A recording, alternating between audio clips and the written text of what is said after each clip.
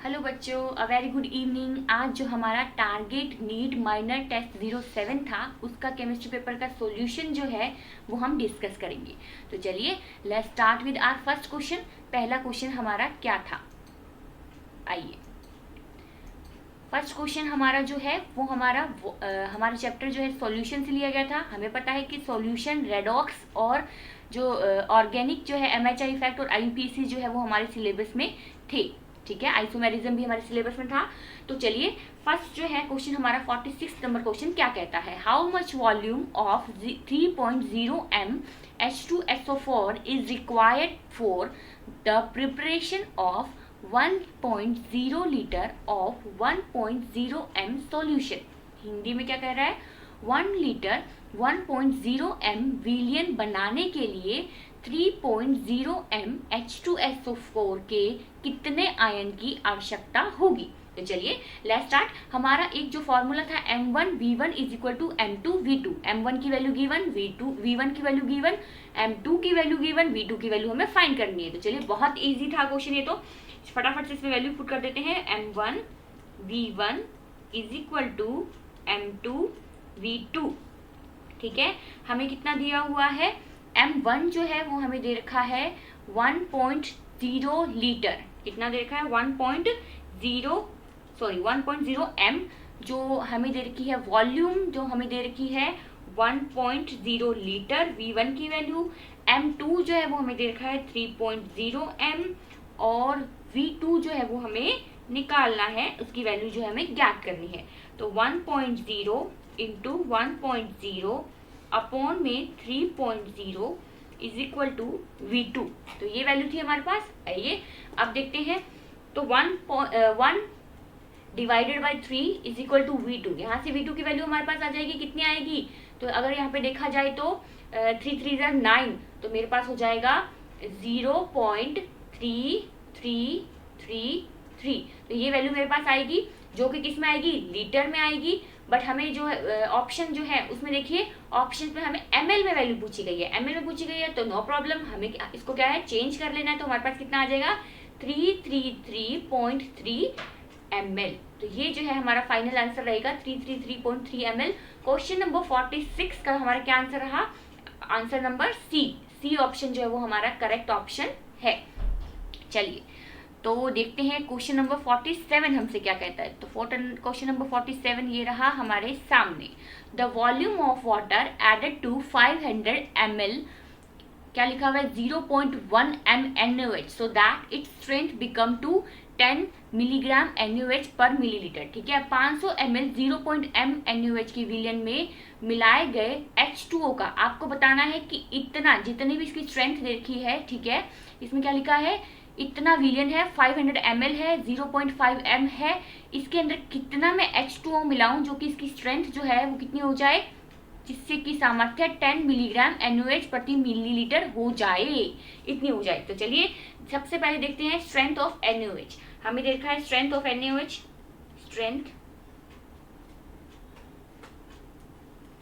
Of NaOH हमें दे रखी है, स्ट्रेंथ ऑफ NaOH जो हमें दे रखी है 10 मिलीग्राम पर ml, ठीक है, इतनी दे रखी है। अब इसको अगर मैं चेंज कर दूं किसमें, ग्राम पर लीटर में, कोई इफेक्ट नहीं होगा, वैल्यू सेम की सेम आएगी क्योंकि कैंसिल हो जाएंगी पावर्स। तो क्लियर हो गया, यहाँ पे ये इतना का इतना ही आएगा। अब बात करते हैं m। तो m है मेरे पास स्ट्रेंथ, ठीक है। हम किसके लिए निकाल रहे हैं m, हम m निकाल रहे हैं NaOH के लिए। तो स्ट्रेंथ अपॉन में मैं अगर लिख दूं मोलर मास, स्ट्रेंथ अपॉन में अगर मैं लिख दूं मोलर मास, तो क्या होगा, स्ट्रेंथ जो है मुझे दे रखी है कितनी, 10, NaOH का मोलर मास यहाँ पे निकाल लेते हैं NaOH, तो हो गया 23 प्लस मेरे पास हो गया 16 प्लस मेरे पास हो गया 1, तो हो गया 17 प्लस 23 दैट इज 40। तो यहाँ पे वैल्यू पुट कर दूं 40, तो क्या होगा मेरे पास, जीरो से अगर जीरो मेरा कट गया तो मेरे पास आ जाएगा 0.25, कितना आ गया, 0.25। तो ये आ गया मेरे पास। अब हमारा जो मेन फॉर्मूला है उसमें वैल्यू पुट करेंगे। यहाँ पे जो है स्पेस हमारे पास कम है तो हम नेक्स्ट स्लाइड के अंदर इसको ऐड करते हैं। चलिए, क्योंकि पूरा जो है हमारा यहाँ पे सॉल्व नहीं हो पाएगा। आइए तो इस स्लाइड में हम इसको जो है सॉल्व करते हैं। M1V1, अगेन हमारा वही वाला फॉर्मूला M2V2। अब इसके अंदर मैं वैल्यू पुट करूं तो 500 इंटू 0.5, 500 इंटू 0.5 जो है वो मैंने लिख दिया। देन हमारे पास वैल्यू कितनी आई है 0.25। अब यहाँ पे V2 जो है, V1 जो है वो हमारा था कितना 500, V2 जो है ऐड करने के बाद हमें अगर मान लें इसको 500 प्लस x, ठीक है। अब यहाँ पे वैल्यू पुट कर दूं 500 प्लस x। ओके जी, मैंने वैल्यू पुट कर दी। अब क्या होगा यहाँ पे 500 इंटू 0.5 अपॉन में अगर मैं कर दूं 0.25 तो क्या होगा, यहाँ पे अगर मैं लगा दूं 10, ऊपर मैं लगा दूं 100, तो मेरा 0 से 0 कैंसिल, 5 जो है वो आ गया 25 पे और ये इससे चला गया 100 पे, तो 10 से 10 कैंसिल हो गई, तो मेरे पास आ गया 1000, ठीक है। तो 1000 इज इक्वल टू कितना आया 500 प्लस x, तो 1000 minus 500 is equal to x, तो 500 इज इक्वल टू x जो है वो मेरा फाइनल आंसर आ गया, ठीक है। तो फाइनल आंसर क्या है मेरे पास 500 इज इक्वल टू x, तो ये ml में है। तो देखिए हमारा कौन सा ऑप्शन करेक्ट है, आइए। तो इसमें ऑप्शन नंबर डी जो है वो हमारा करेक्ट ऑप्शन है 500 ml। तो 47 नंबर क्वेश्चन का option number D is are correct option. चलिए तो नेक्स्ट देखते हैं हमारे पास क्या क्वेश्चन आ रहा है।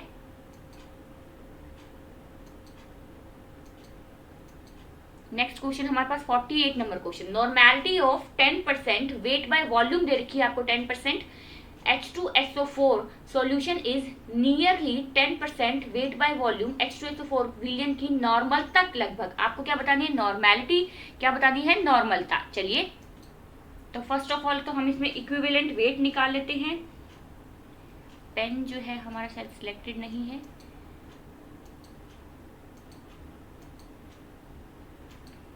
आइए। तो ये हम सबसे पहले तो क्या निकाल लेंगे इसका इक्विवेलेंट वेट, इक्विवेलेंट वेट इसका निकाल लेंगे H2SO4 का, H2SO4 का, ठीक है। तो सबसे पहले तो हमने यहाँ से निकाल लिया इसका मोलर मास 98 जो है H2SO4 का मोलर मास होता है, हमें सबको पता है। अब यहाँ पे कितने जो एन फैक्टर हम कितना लेंगे, एन फैक्टर हम 2 लेंगे, ठीक है, 2 हाइड्रोजन, तो यहाँ पे आ जाएगा 2, तो मेरे पास वैल्यू जो है वो आ जाएगी 49। तो इक्विवेलेंट वेट तो हमने निकाल लिया 49। सबसे पहले हमने इक्विवेलेंट वेट निकाल के जो है इसको हटा दिया है। नेक्स्ट हमें दे रखा है 10 ग्राम, अगर वेट बाय वॉल्यूम दे रखा है दैट मीन्स 10 ग्राम H2SO4 जो है वो इन 100 ml वाटर, 10 ग्राम H2SO4 जो है वो 100 ml वाटर में जो है वो है। अब देखते हैं नॉर्मेलिटी।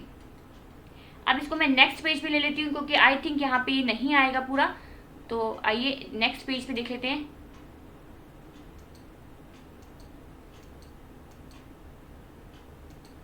इसको यहाँ से इरेज कर देते हैं, नेक्स्ट पेज पे फुल पेज पे देखते हैं हम हमारा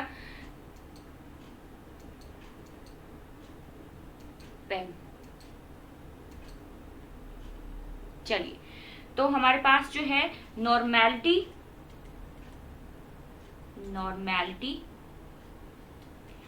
इज इक्वल टू क्या था, normality is equal to weight in grams, ठीक है, अपॉन में इक्विवेलेंट वेट, अपॉन में equivalent weight into gram per equivalent, ठीक है, इंटू मेरे पास हो जाएगा 1000 अपॉन में मेरे पास हो जाएगा volume of solvent, volume of solvent in ml। आइए तो क्या करना है, फॉर्मूला में वैल्यू जो है वो पुट करनी है। चलिए फटाफट से फॉर्मूला में वैल्यू पुट कर देते हैं। ये हमारे पास 10 दिया हुआ है, ये हमारे पास 49 है और हमें जो है 1000 दिया हुआ है, ठीक है, और वॉल्यूम जो है वो अभी हमने देखी थी कितने में 100 में, ये हमारा 1000, ये हमारा 100। आइए चलिए इसको सॉल्व करेंगे। अब सबसे पहले तो 10 से 10 10 से 10, ठीक है, तो मेरे पास आ गया 100 अपॉन में 49, 100 को 49 से डिवाइड करना है मुझे, तो मेरे पास वैल्यू कितनी आएगी 49, तो मेरे पास आता है 2.036, ठीक है, ये मेरे पास वैल्यू आ गई 2.306, ये वैल्यू आती है। अब जो है हमारा क्वेश्चन क्या कहता है, देखिए ये अप्रोक्सीमेट में हमारे पास वैल्यू आई है। क्वेश्चन हमारा अगर हमें अप्रोक्सीमेट में पूछा तो हमारा आंसर बिल्कुल सही है। नियरली दैट मीन्स ये अप्रोक्सीमेटली में ही हमसे आंसर ले रहा है, तो नियरली नॉर्मेलिटी जो है कितनी है, नियरली नॉर्मेलिटी हमारे पास है 2। आइए तो ऑप्शन जो है वो देखते हैं हमारा कौन सा ऑप्शन करेक्ट ऑप्शन हो रहा है। तो ऑप्शन नंबर डी जो है वो हमारा करेक्ट ऑप्शन है 2। Option number D is are correct option 2। तो इसमें नॉर्मेलिटी निकाली थी हमने, जो है इसकी नॉर्मेलिटी फाइंड कर ली है, जो कि हमारी नियरली अप्रोक्सीमेटली 2 आई है, तो 2 जो है इसका करेक्ट आंसर है। चलिए तो देखते हैं नेक्स्ट क्वेश्चन हमसे क्या कह रहा है। नेक्स्ट क्वेश्चन जो है वो थ्योरेटिकल बेस्ड है, कुछ सॉल्यूशन नहीं करना है। चलिए देखते हैं। If Raoult's law is obeyed, the vapour pressure of the solvent in a solution is directly proportional to. Vapour pressure जो है वो किसके प्रोपोर्शनल है, ये हमें बताना है राउल्ट्स लॉ में। राउल्ट्स लॉ बहुत अच्छे से हमने पढ़ा हुआ है। यदि राउल्ट्स लॉ के नियम की पालना होती है तो विलयन में विलायक का वाष्प दाब समानुपाती होगा। वाष्प दाब जो है वो किसके समानुपाती, वहां पे हम कौन सी कंसंट्रेशन टर्म लेते थे, कौन सी, मोल फ्रैक्शन, किसके समानुपाती होगा, मोल फ्रैक्शन के। बट किसके मोल फ्रैक्शन के समानुपाती होगा, that is mole fraction of solvent, that is mole fraction of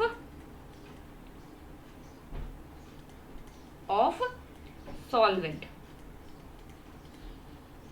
ठीक है, क्या था हमारे पास राउल्ट लॉ, मोल फ्रैक्शन किसके समानुपाती, वेपर प्रेशर के, वेपर प्रेशर के समानुपाती मोल फ्रैक्शन, मोल फ्रैक्शन, और यहाँ पे हो जाएगा मेरे पास सॉल्वेंट का मोल फ्रैक्शन। ओके, चलिए नेक्स्ट क्वेश्चन हमसे क्या कहता है। क्वेश्चन नंबर 49 का जो है वो आंसर हो गया हमारा ऑप्शन नंबर ए। अब देखते हैं क्वेश्चन नंबर 50। आइए, 1 मोल ऑफ हेप्टेन, ठीक है, जिसका वेपर प्रेशर दिया हुआ है 92 mmHg, देन हमें दे रखा है was mixed with 4 mole of octane. इसके ऑक्टेन के 4 मोल के साथ जो है वो मिक्स हो गया, जिसका वेपर प्रेशर मुझे दे रखा है 31 mm ऑफ Hg। ठीक है, the vapour pressure of resulting ideal solution is, आपको रिजल्टिंग आइडियल सॉल्यूशन का वेपर प्रेशर जो है वो बताना था। ठीक है, 1 मोल हेप्टेन, ठीक है, वेपर प्रेशर दे रखा है को 4 मोल एक्टेन के साथ मिलाया जाए तो इससे बनने वाले आदर्श विलयन का, आइडियल विलयन का आपको वेपर प्रेशर जो है वो बताना है। आइए, तो vapour pressure is equal to क्या होता है, वेपर, अगेन हमारा पेन जो है वो नहीं है selected,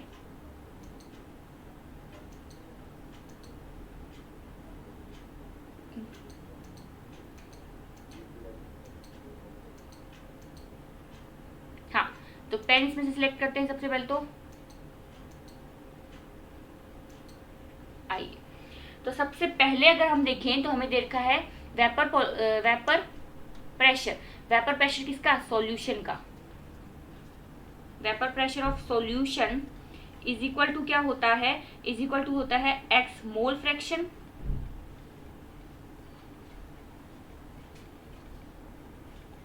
then P, that is vapour pressure of solvent,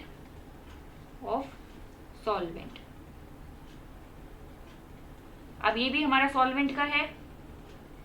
vapour pressure of solution is equal to vapour pressure of solvent और multiplied by vapour pressure of solvent. ठीक है, क्या हो गया, vapour pressure of solution, mole fraction of solvent, vapour pressure of solvent. आइए तो देखते हैं इसका आगे क्या।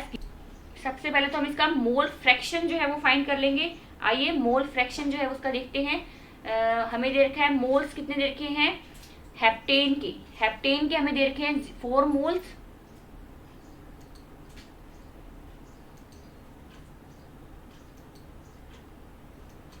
हमारी स्लाइड जो है वो बार बार, एक सेकेंड, चलिए, तो ये थी हमारी मेन स्लाइड। क्या था, vapour pressure is equal to solution, तो हमारे पास मोल फ्रैक्शन। सबसे पहले मोल फ्रैक्शन जो है वो हम फाइंड कर लेते हैं। मोल फ्रैक्शन कैसे फाइंड करते हैं हम, मोल फ्रैक्शन जो है बच्चों वो हमारे पास दिया हुआ है कितना, 1 मोल दे रखा है हेप्टेन का हमारे पास, और 4 मोल हमें दे रखा है किसका, 4 मोल हमें दे रखा है ऑक्टेन का। तो 1 मोल जो है वो हमें देखा है, 1 मोल जो है वो हमारे पास कितना है, हेप्टेन, और 4 मोल जो है वो हमारे पास किसके हैं, ऑक्टेन के। अगर इससे मोल फ्रैक्शन निकाला जाए तो हेप्टेन के लिए मोल फ्रैक्शन कितना हो जाएगा, हेप्टेन के लिए हो जाएगा 1/5, और ऑक्टेन के लिए मोल फ्रैक्शन कितना हो जाएगा, ऑक्टेन के लिए हो जाएगा 4/5, ठीक है। तो 1/5 इज इक्वल, और हमारे पास हो जाएगा 4/5। 1/5 अगर इसको डिवाइड कर लूंगा तो 0.2 आ जाएगा। 4/5 ऑब्वियस बात है, इसका 0.2 आ रहा है तो इसका 0.8 आएगा, तो 0.8 तो है वो इसका आ गया। अब नेक्स्ट हमें क्या करना है, नेक्स्ट हमें करना है इसका फॉर्मूला में वैल्यू पुट करना है। कौन से फॉर्मूला में, इसमें वेपर प्रेशर वाले फॉर्मूला में जो हमें वैल्यू पुट करना है। आइए नेक्स्ट स्लाइड के अंदर इसको ऐड करते हैं। नेक्स्ट हमारे पास है, अगर हम vapour pressure, resultant vapour pressure देखें तो हमारे पास हो जाएगा 0.2 इंटू 92 जो है वो हमें दे रखी है, प्लस वहां पे जो है क्या दे रखा है 0.8, ठीक है। 0.8 तो हमें कितना दे रखा है, 31 हमें दे रखा है। आइए तो 0.2 का 2 2 जा 4, 9 2 जा 18, तो एक छोड़ के पॉइंट, देन हमारे पास आ गया प्लस, ठीक है। तो 8 3 जा 24, पहले 8 1 जा 8, देन 8 3 जा 24, 1 छोड़ के पॉइंट, ठीक है। तो 18 plus 4 plus 24 plus 8 is equal to मेरे पास कितना आ जाएगा, 43 प्लस 2, 43 प्लस 2। और वेपर प्रेशर की बात कर रहे हैं तो mm of Hg, mm of Hg, okay. तो ये जो है वो मेरा फाइनल आंसर रहेगा, जिसमें कि हमने जो क्या निकाला है, वेपर प्रेशर निकाला है, रिजल्टेंट वेपर प्रेशर जो है वो हम फाइंड किया है। तो देखते हैं कौन सा ऑप्शन जो है वो हमारा करेक्ट ऑप्शन है। हाँ, तो ऑप्शन नंबर सी जो है वो हमारा करेक्ट ऑप्शन है। Option number C is are correct option, जिसमें हमने किया 43.2 mmHg जो है वो हमारा आंसर आ रहा है। चलिए तो 51 नंबर क्वेश्चन हमें क्या कह रहा है, the vapour pressure of a pure liquid A is 70 torr at 27 degrees Celsius. It forms an ideal solution with another liquid B. The mole fraction of B is 0.2 and total vapor pressure of the solution is 84 torr at 27 degrees Celsius. The vapor pressure of pure liquid B at 27 degree Celsius is, vapour pressure ही हमें इसमें भी निकालना है। Same formula जो है वो हमारा काम करने वाला है इसमें भी। ए शुद्ध द्रव्य ए का 27 डिग्री सेल्सियस पर वाष्प दाब 70 टॉर है। यह दूसरे द्रव्य बी के साथ एक आदर्श विलयन बनाता है। बी का मोल प्रभाज 0.2 है। अगर बी का मोल प्रभाज 0.2 है तो ए का मोल प्रभाज कितना हुआ, ए का मोल फ्रैक्शन कितना हुआ 0.8, क्योंकि हमें पता है कि XA plus XB is equal to क्या होता है, 1 होता है। हमें B का कितना दे रखा है 0.2, A का हमारे पास कितना हो जाएगा 0.8 इज इक्वल टू 1 ही हो जाएगा ना। तो यहाँ पे जो है हमारे पास मोल फ्रैक्शन जो है वो हम इस तरीके से फाइंड कर सकते हैं, ठीक है। देन विलियन का कुल वाष्प दाब 27 डिग्री सेल्सियस पर 84 टॉर है। शुद्ध द्रव्य बी का 27 डिग्री सेल्सियस पर वाष्प दाब बताना है आपको। चलिए तो स्टार्ट करते हैं। सबसे पहले हमारी इक्वेशन लिख लेते हैं कि इक्वेशन हमें क्या कहती है। हमें पता है कि टोटल जो प्रेशर जो होता है वो हमारा होता है PA प्लस PB, ठीक है। टोटल प्रेशर हमारा ये रहता है, कोई डाउट नहीं है। चलिए PA की वैल्यू देखें तो PA की वैल्यू होती है P not A XA plus PB की वैल्यू होती है PB नॉट XB, ये वैल्यू होती है हमारे पास, ठीक है। चलिए अब हम देख लेते हैं कि हमारे पास गिवन आखिर क्या क्या है। अगर हम बात करें तो हमारे पास PT जो है वो हमें दे रखा है, PT टोटल प्रेशर जो है वो हमें दे रखा है कितना 84, चलिए कोई डाउट नहीं है, PT जो है हमें 84 दे रखा है। देन बात करते हैं हम, हमें दे रखा है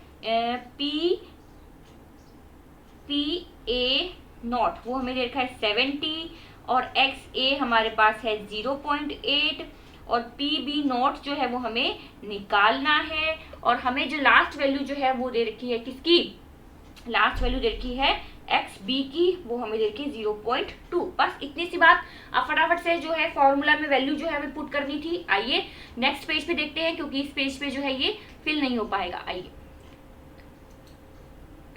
तो नेक्स्ट पेज पे अगर मैं वैल्यू पुट करूं तो मेरे पास था PT is equal to P naught A X A plus P naught B X P.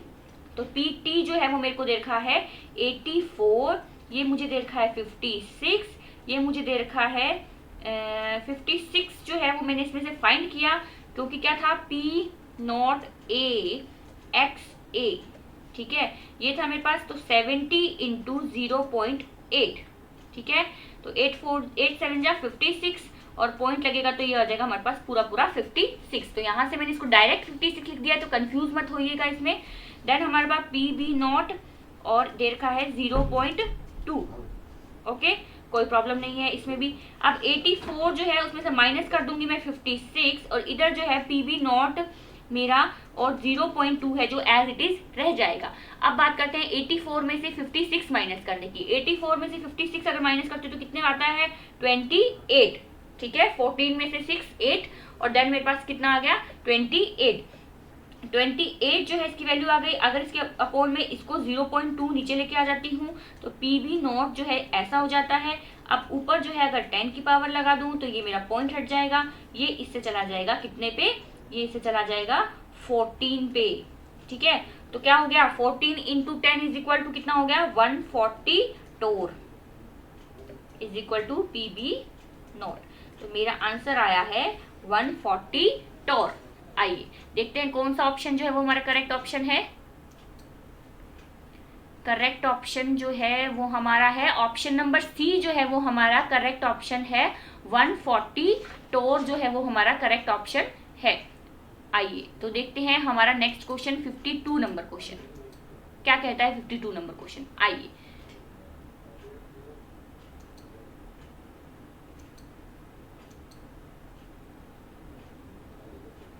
ये जो क्वेश्चन है ये हमारा अगेन आ गया है। चलिए 52 नंबर क्वेश्चन है। At 88 degree Celsius benzene has a vapour pressure of 900 torr, ठीक है, सेम टू सेम पहले वाला के जैसा ही कुछ क्वेश्चन है। ये बहुत इजी क्वेश्चन है, शायद ये क्वेश्चन पढ़ने में बहुत लेंथी लगते हैं पर इजीली सॉल्व हो जाते हैं और इनमें जो है कैलकुलेशन बहुत इजी रहती है, ठीक है। At 88 degree Celsius benzene has a vapour pressure of 900 torr and toluene has a vapour pressure of 360 टोर।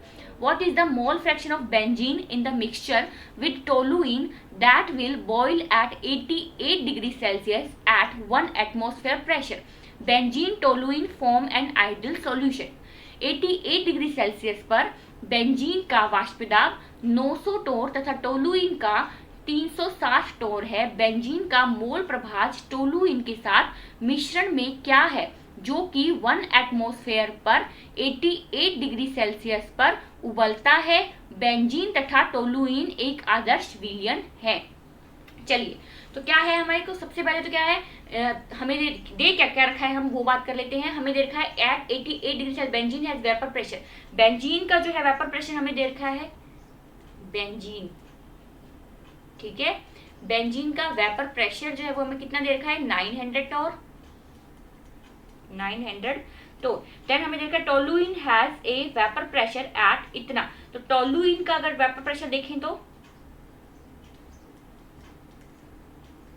वो हमें दे रखा है 360 टोर, ठीक है। What is the mole fraction of benzene in the mixture will toluene that will boil at, अब हमें दे रखा है 1 एटमॉस्फेयर। तो टोटल जो है टोटल प्रेशर हमें दे रखा है 1 एटमॉस्फेयर। अब 1 एटमॉस्फेयर को मैं चेंज करूंगी टोर में तो कितना हो जाएगा 760, ठीक है, तो 760 टोर हो गया इसका। आइए ये भी ठीक है। देन हमें क्या बताना है, हमें बताना है pressure benzene toluene form an ideal solution, ठीक है, इतना प्रेशर था बेंजीन टोलुइन जो आइडियल सॉल्यूशन बनाती है। मोल फ्रैक्शन जो है उसमें हमें बताना है। तो मोल फ्रैक्शन जो है वो हमें इसमें बताना है। मोल फ्रैक्शन जो है वो हमें इसमें बताना है। आइए ये हमारा मेन क्वेश्चन है कि आखिर इसका मोल फ्रैक्शन होगा क्या। चलिए तो मोल फ्रैक्शन देख लेते हैं, नेक्स्ट पेज पे देखते हैं, क्योंकि यहाँ पे जो है वो हमारे पास स्पेस जो है वो इतना नहीं होगा। तो 760 is equal to 900 into XA प्लस 760 360, एक सेकेंड, ये 360 नीचे आ गया है, 360 दिया हुआ है हमें,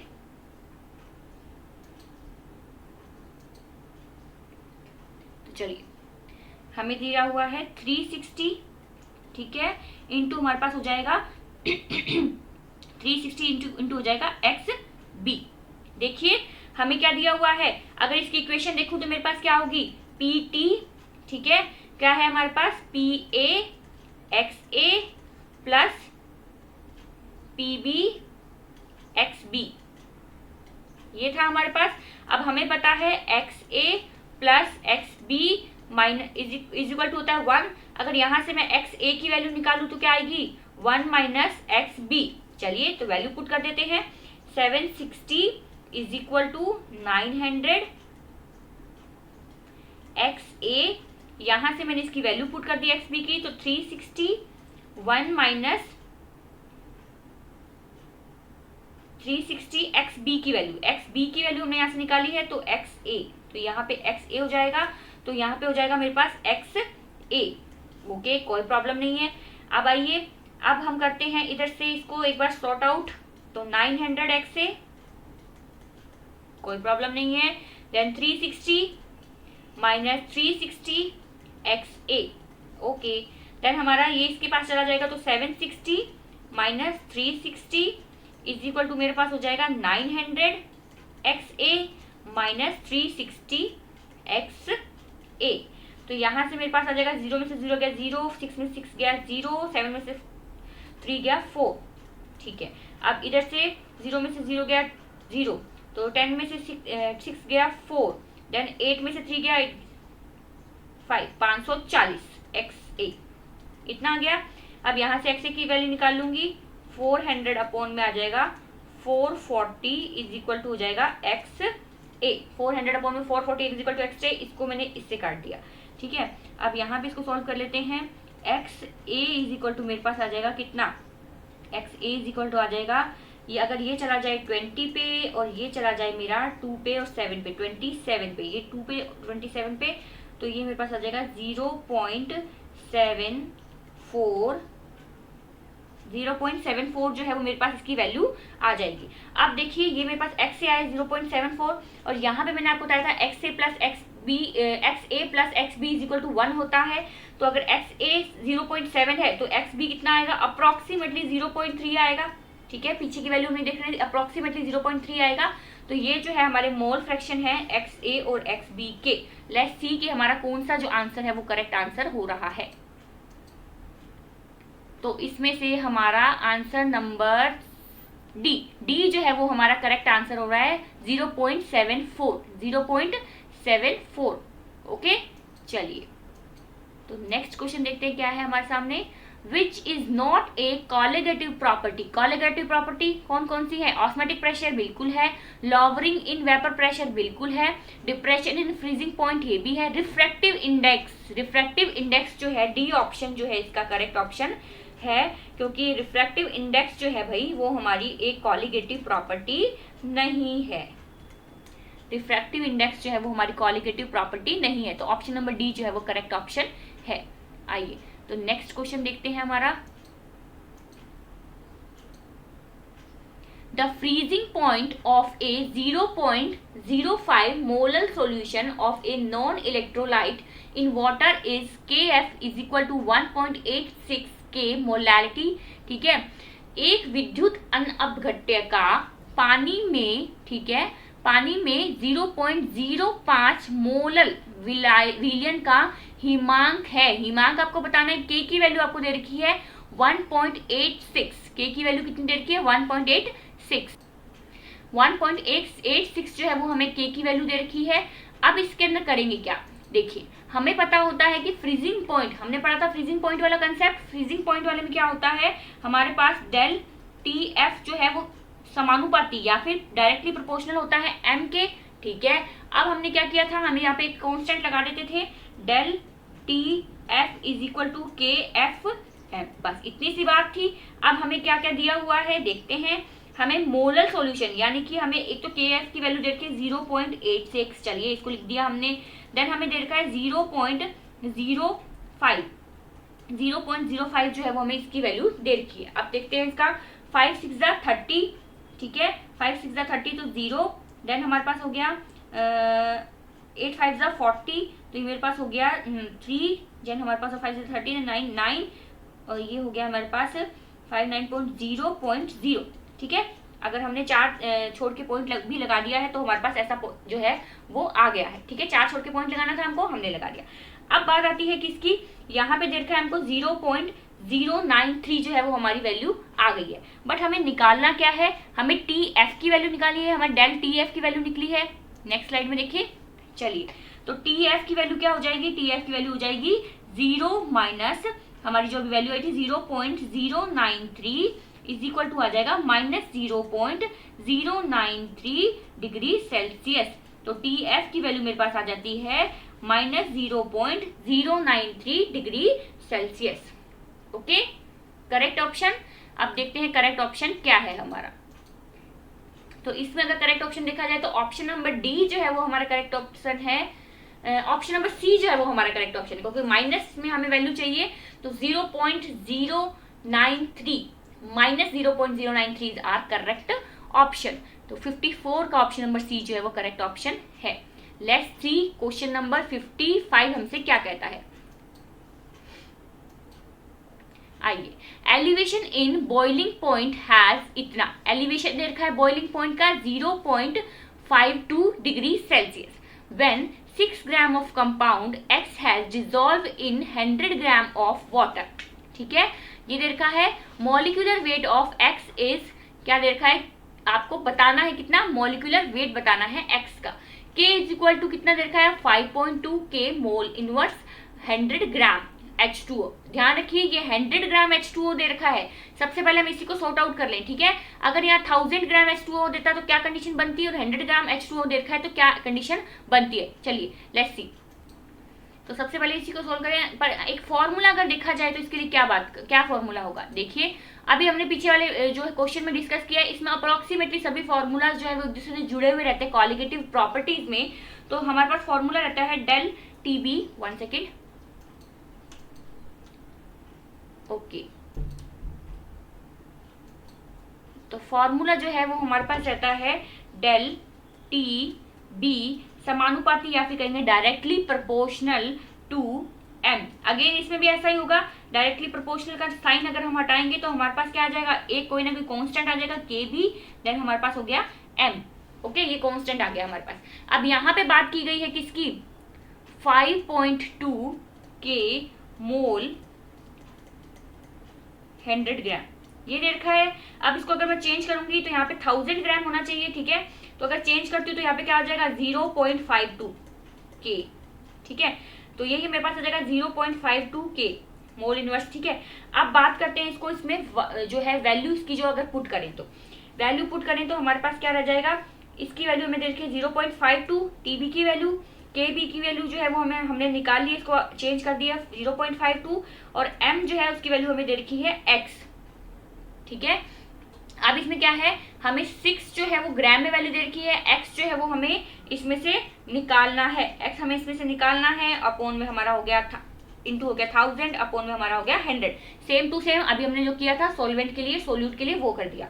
अब यहाँ से क्या होगा, 0 से अगर मेरा 0 चला जाए, 0 से अगर मेरा 0 चला जाए तो यहाँ से ये मेरा इससे कट जाएगा। देखिए नेक्स्ट पेज पे देखते हैं अब।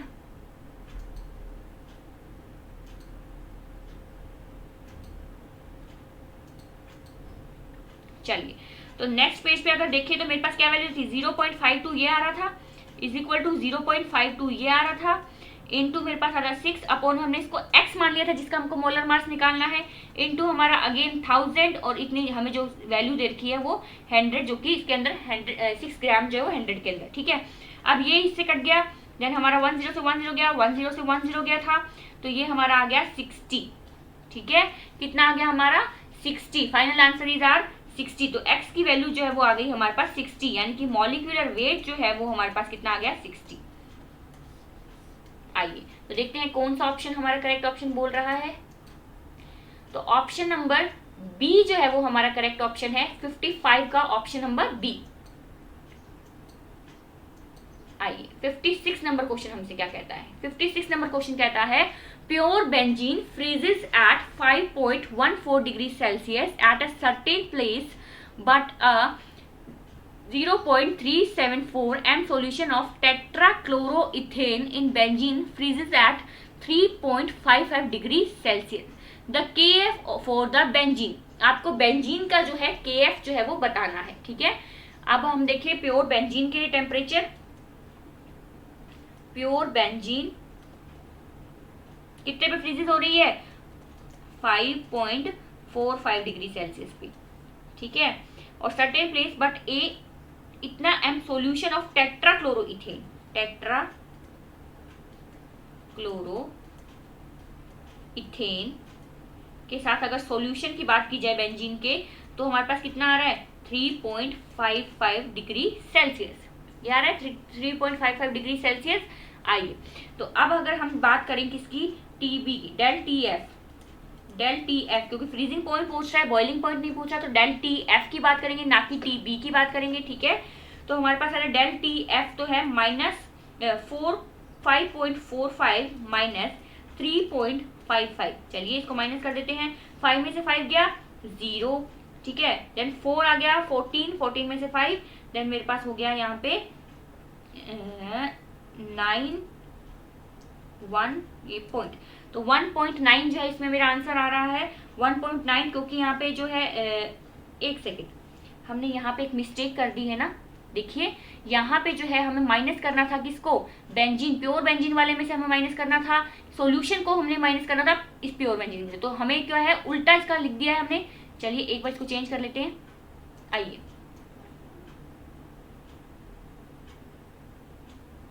चेंज करके देखें, सिर्फ वैल्यू में इम्पैक्ट काय का पड़ेगा, इम्पैक्ट इसमें सिर्फ इस चीज का पड़ेगा कि हमें यहाँ पे वैल्यूज जो है हमने बदली है,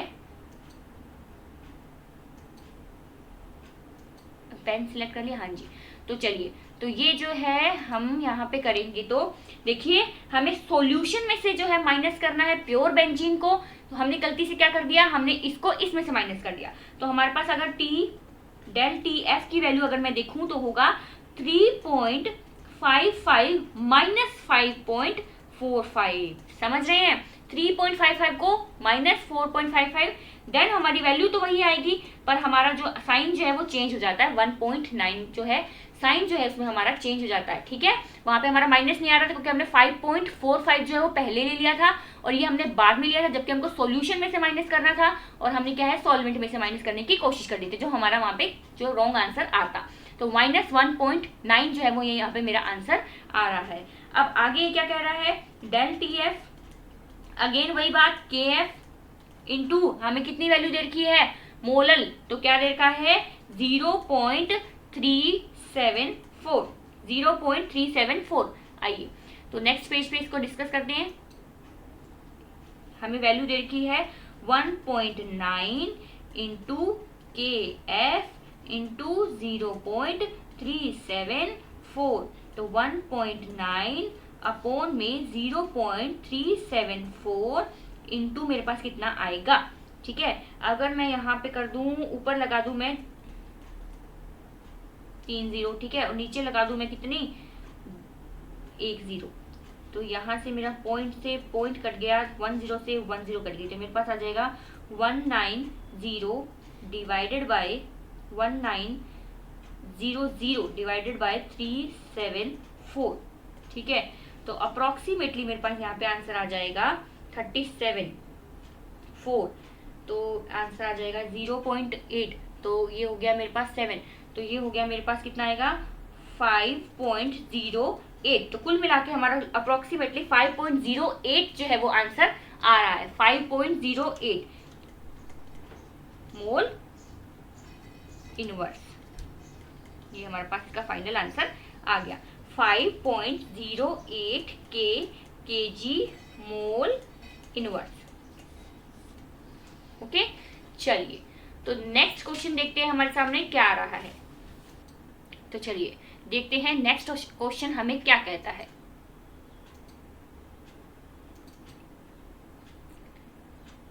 नेक्स्ट क्वेश्चन है, if 0.1 m solution of glucose and 0.1 m urea solution, urea solution की बात कर रहा है, ग्लूकोज सॉल्यूशन की बात कर, are placed on two sides of a semi permeable membrane to equal height पे रखा गया है, then it will be correct से दैट। तो आपको करेक्ट जो इसमें से सेंटेंस है, करेक्ट जो कंसेप्ट है वो आपको बताना है। यदि 0.1 m ग्लूकोज तथा 0.1 m यूरिया के विलयन एक अर्धपारगम में झिल्ली के दोनों तरफ एक ही ऊंचाई तक रख दिए जाएं, तो यह कहना सही होगा कि अब 0.1 m ही ग्लूकोज है और 0.1 m ही हमारे पास यूरिया है, दोनों जो है सेम है, यानी कि आइसोटॉनिक है। और जब सॉल्यूशन जो है वो आइसोटॉनिक होता है तो वो कोई भी गति नहीं करता, कोई भी मोमेंट नहीं करता। There will be not net moment across the membrane. तो इसका आंसर जो है वो होगा झिल्ली से परिमाणी प्रवाह नहीं होगा, क्योंकि ये आइसोटॉनिक है, क्योंकि ये क्या है, आइसोटॉनिक सॉल्यूशन है, आइसोटॉनिक सॉल्यूशन बन गया है, दैट वाई नो मोमेंट, कोई भी मूवमेंट जो है वो ये नहीं करेगा। चलिए, तो 57 नंबर क्वेश्चन का ऑप्शन नंबर 1 जो है वो करेक्ट ऑप्शन था हमारा। 58 number, the molar elevation constant of water is इतना 0.52 के। अब देखते हैं, पहले लिख लेते हैं हमें क्या क्या दिया हुआ है। मोलर इलेवेशन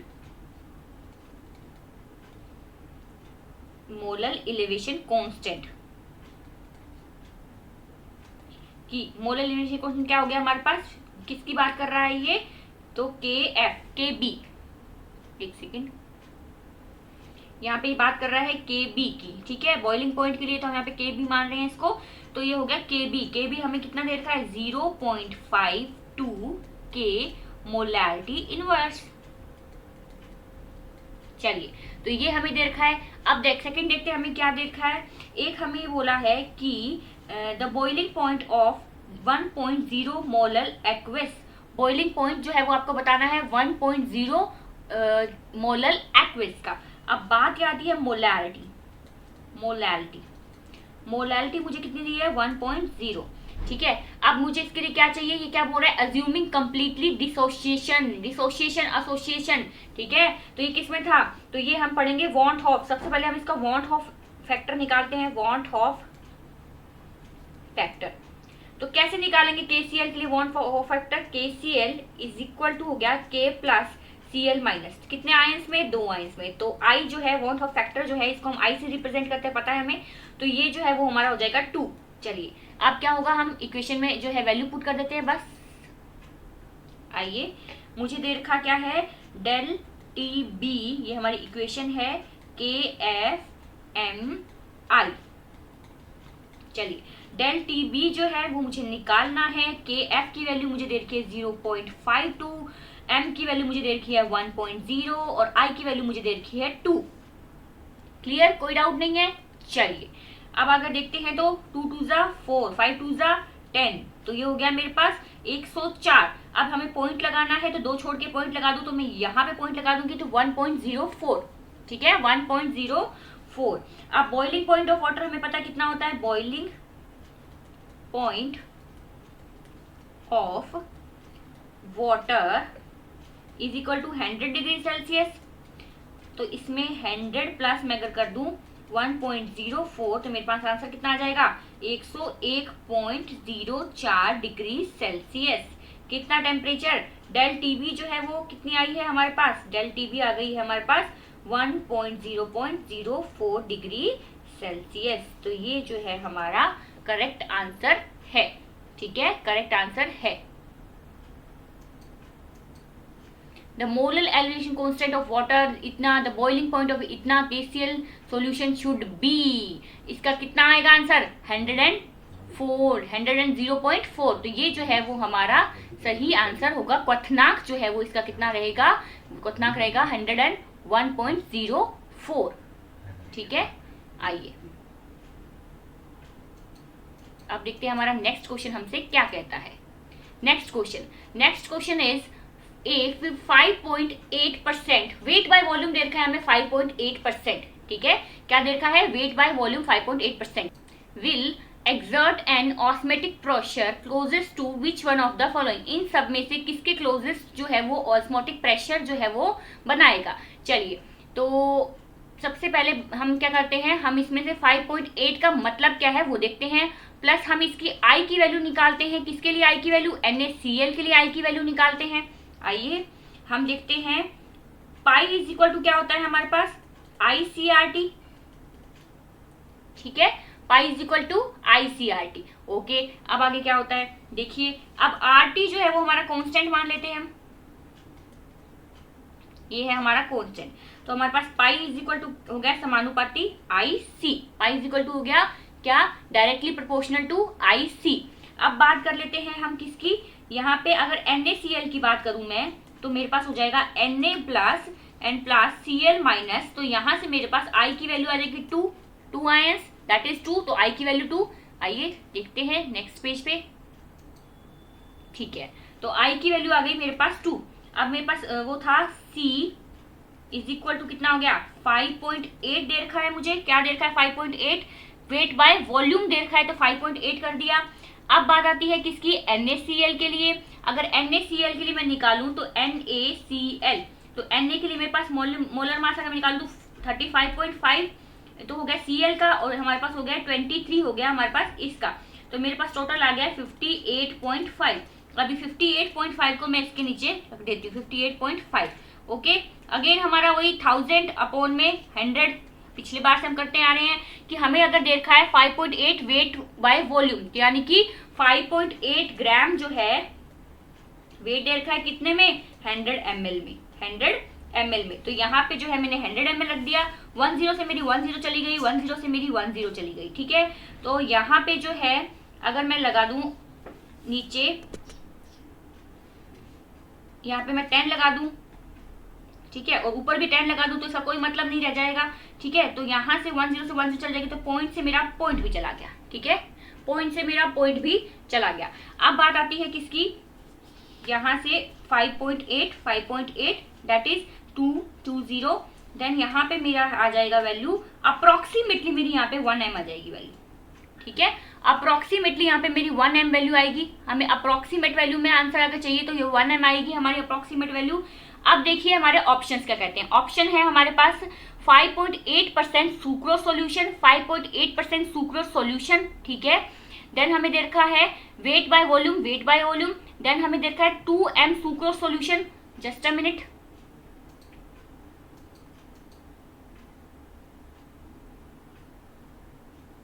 ठीक है, तो हमारे इन ऑप्शंस में थोड़ी सी गड़बड़ है, हमारे इंग्लिश के जो ऑप्शंस हैं वो इनकरेक्ट हैं।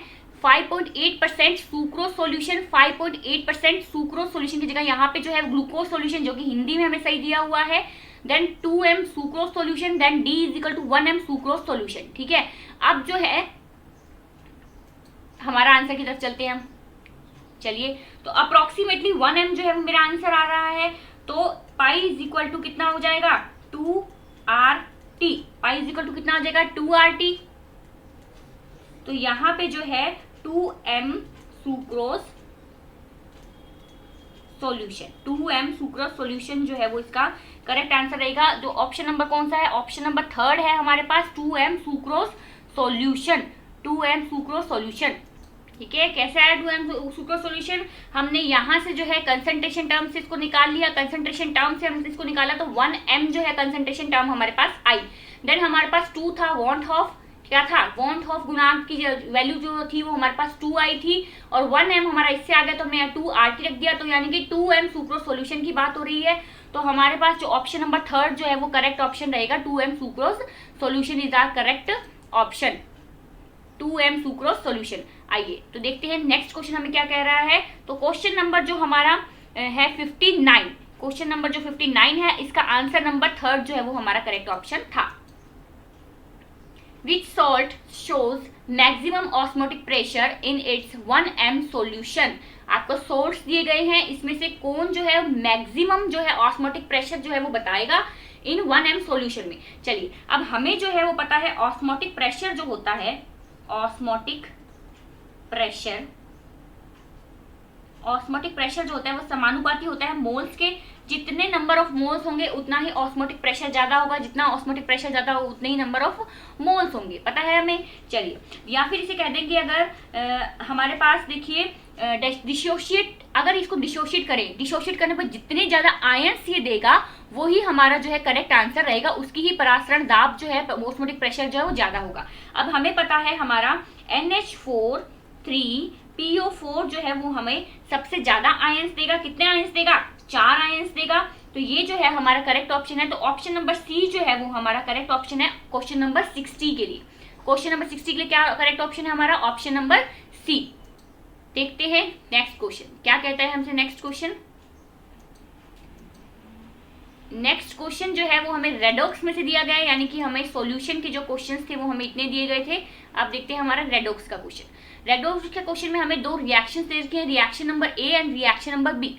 The true statement regarding the above reaction, above reaction के लिए हमें जो ट्रू स्टेटमेंट जो है वो हमें बतानी है, ठीक है। अबव रिएक्शन के लिए ट्रू स्टेटमेंट जो है वो हमें बतानी है। चलिए पहले हम जो है हमारी रिएक्शन को जो है एक बार लिख लेते हैं। देखो, क्योंकि हमारे पास जो है, या फिर हम इसको मार्कर को चेंज कर लेते हैं, क्योंकि मार्कर को चेंज कर लेते हैं तो हमें रिएक्शन लिखनी नहीं पड़ेगी, हम ऊपर वाली रिएक्शन में ही थोड़ा सा जो है इम्प्लीमेंट कर देंगे। तो हमें देखा है S-2 4H2O2, S-2 plus 4H2O2 is equal to हो गया मेरे पास SO4 -2 प्लस 4H2O। ये रिएक्शन दे रखी है। सेकंड हमें रिएक्शन दे रखी है Cl2 plus H2O2 is equal to 2HCl plus O2। ये 2 रिएक्शंस जो है वो हमें गिवन है। अब इन रिएक्शन के लिए हमें कौन सी जो करेक्ट स्टेटमेंट है वो सिलेक्ट करनी है। आइए सिलेक्ट करते हैं। देखिए इसमें हो क्या रहा है, यहाँ पे H2O2 एक्ट कर रहा है किसकी तरह? As a oxidant. H2O2 यहाँ पे ऊपर वाली रिएक्शन में H2O2 जो है वो हमारा रिएक्ट एज ऑक्सीडेंट, और नीचे वाली रिएक्शन में H2O2 जो है वो हमारा किसकी तरह बिहेव कर रहा है? React as reductant. यहाँ पे शायद हमारा लिख नहीं पा रहे हैं हम, चलिए इसको ऊपर लिख देते हैं, एक्ट एज रिडक्टेंट। तो यानी कि एक बार ऑक्सीडेशन की तरह और एक बार रिडक्टेंट की तरह ये बिहेव कर रहा है। यहाँ पे लिख के देखें। चलिए अगर बात करें यहाँ पे, तो अगर देखें हमें पता है ऑक्सीडेंट क्या होता है, ये डिस्कस करें, और रिडक्टेंट क्या होता है। मैं सिर्फ इसी वाले क्वेश्चन में ऑक्सीडेंट और रिडक्टेंट जो है डिस्कस कर रही हूँ। आगे के जो भी हमारे रेडॉक्स के क्वेश्चन आएंगे उसमें हम ये सब डिस्कस नहीं करेंगे। इसमें कर रहे हैं तो हम आगे जो है उन्हीं के बेस पे क्वेश्चन जो है वो कर लेंगे। ऑक्सीडेंट और रिडक्टेंट क्या होता है हमारा? ऑक्सीडेंट जो होता है वो हमारा ऑक्सीडाइजिंग एजेंट होता है, और रिडक्टेंट जो होता है वो हमारा रिड्यूसिंग एजेंट होता है,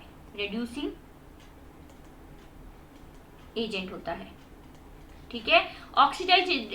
जो ऑक्सीडाइजिंग एजेंट है हमारा वो रिडक्शन करता है खुद को, तो सेल्फ का तो कर देता है रिडक्शन, ठीक है, और दूसरे का कर देता है ऑक्सीडेशन। यानी कि आप वो मान लीजिए कि जैसे कोई LIC एजेंट है, वो खुद की LIC नहीं करता, दूसरों की तो LIC करता है वो, है ना। तो ये एक LIC एजेंट की तरह है। ऑक्सीडाइजिंग एजेंट जो होते हैं, रिड्यूसिंग एजेंट जो होते हैं, वो एक LIC एजेंट की तरह, जो खुद का तो वो प्रोसीजर नहीं करेंगे बट दूसरों का करेंगे। वैसे ही अगर देखा जाए इसमें, तो अगर ऑक्सीडेशन में ये करेगा, खुद का तो कर देगा ऑक्सीडेशन सेल्फ का, ठीक है, और रिडक्शन करेगा किसका? सामने वाले का, या फिर अदर का क्या कर देगा? ये रिडक्शन कर देगा, ठीक है। अब हम आते हैं हमारे क्वेश्चन पे। ऑक्सीडेंट ऑक्सीडाइजिंग एजेंट होते हैं, रिडक्टेंट रिडक्टिंग एजेंट होते हैं। रिडक्शन करते हैं सेल्फ का, ऑक्सीडेशन करते हैं अदर का, ऑक्सीडेशन करते हैं सेल्फ का, रिडक्शन करते हैं अदर का। आइए अब देखते हैं हम हमारा, ये देखिए, तो ये है हमारे पास S-2 plus 4H2O2 is equal to SO4। यहाँ पे H2O2 जो है रिएक्ट कर रहा है एज अ ऑक्सीडेंट, ठीक है, एज अ ऑक्सीडेंट रिएक्ट कर रहा है। H2O2 नीचे जो है एज अ रिडक्टेंट जो है वो रिएक्ट कर रहा है, अब देखिए ऑप्शन देखते हैं। H2O2 act as reductant in the both reaction, नहीं, बिल्कुल ऐसा नहीं है। H2O2 acts as oxidant in first reaction okay, first reaction में ऑक्सीडेंट की तरह बिहेव कर रहा है and reductant in second reaction, हाँ जी सेकंड रिएक्शन में रिडक्टेंट की तरह बिहेव कर रहा है। तो ऑप्शन नंबर सेकंड में, क्वेश्चन नंबर 61 में ऑप्शन नंबर सेकंड जो है वो हमारा करेक्ट ऑप्शन है। तो बी ऑप्शन जो है वो हमारा करेक्ट ऑप्शन है कि एक रिएक्शन में H2O2 जो है वो एज अ ऑक्सीडेंट रिएक्ट कर रहा है और एक रिएक्शन में H2O2 है जो एज अ रिडक्टेंट जो है वो रिएक्ट कर रहा है। तो 61 का हमारा आंसर नंबर 2 इज करेक्ट को आंसर। आइए देखते हैं 62 नंबर क्वेश्चन। अच्छा, तो हमने ये इसी पे ही रीराइट कर दिया है, तो इसे हमें जो है एक बार रिमूव करना पड़ेगा। चलिए इंक रिमूव कर देते हैं।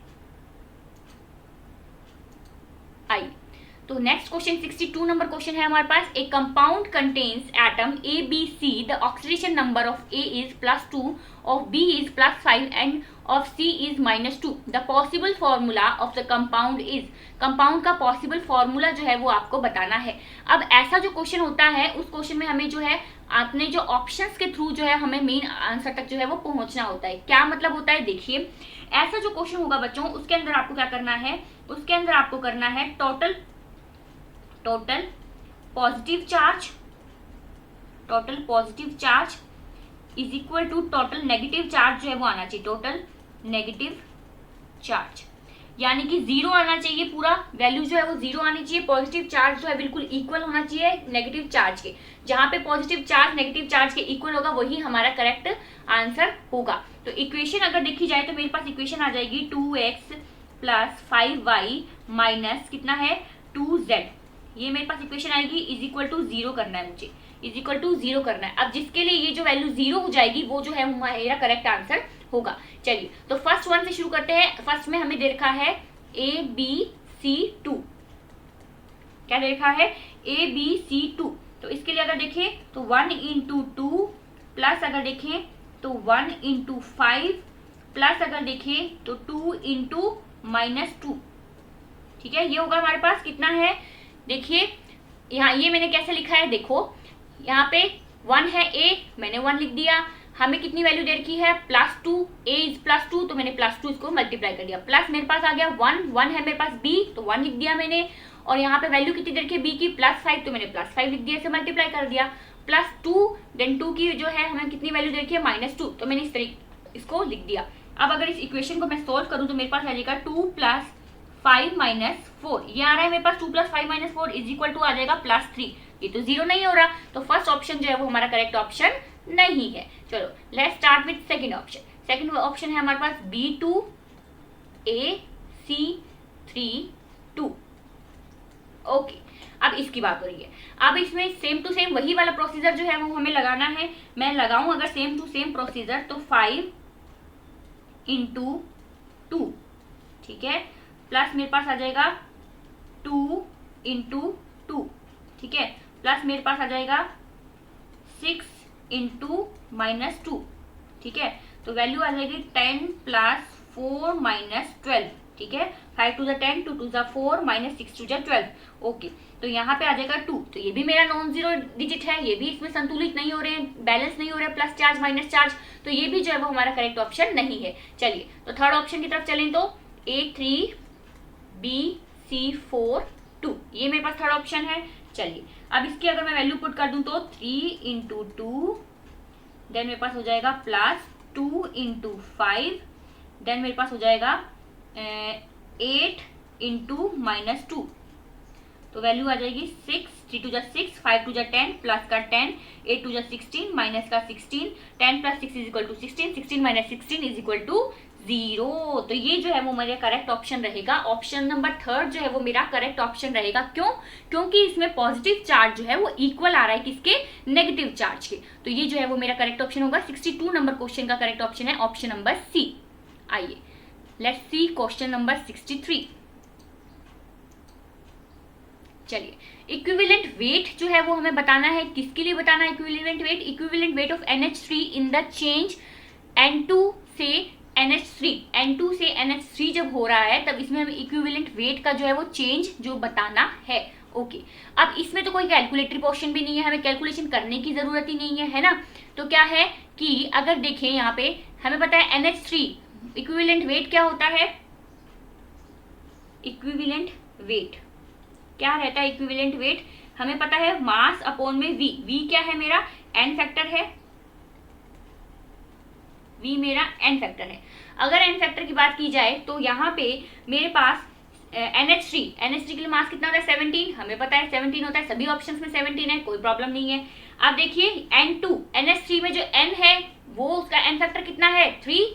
ठीक है, NH3 में एन फैक्टर कितना है N के लिए? 3, तो 17/3। तो ऑप्शन नंबर डी जो है वो इसका करेक्ट ऑप्शन होगा। 63 नंबर क्वेश्चन का ऑप्शन नंबर डी जो है वो करेक्ट ऑप्शन है। Option number D is are correct option. Okay, clear? चलिए let's move on to next question.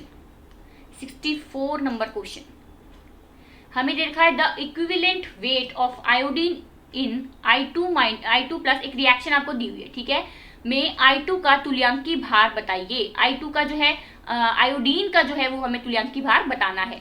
तो वही तुल्यांकी भार का फॉर्मूला हमको पता ही है, वेल नोन क्या है हमारे पास?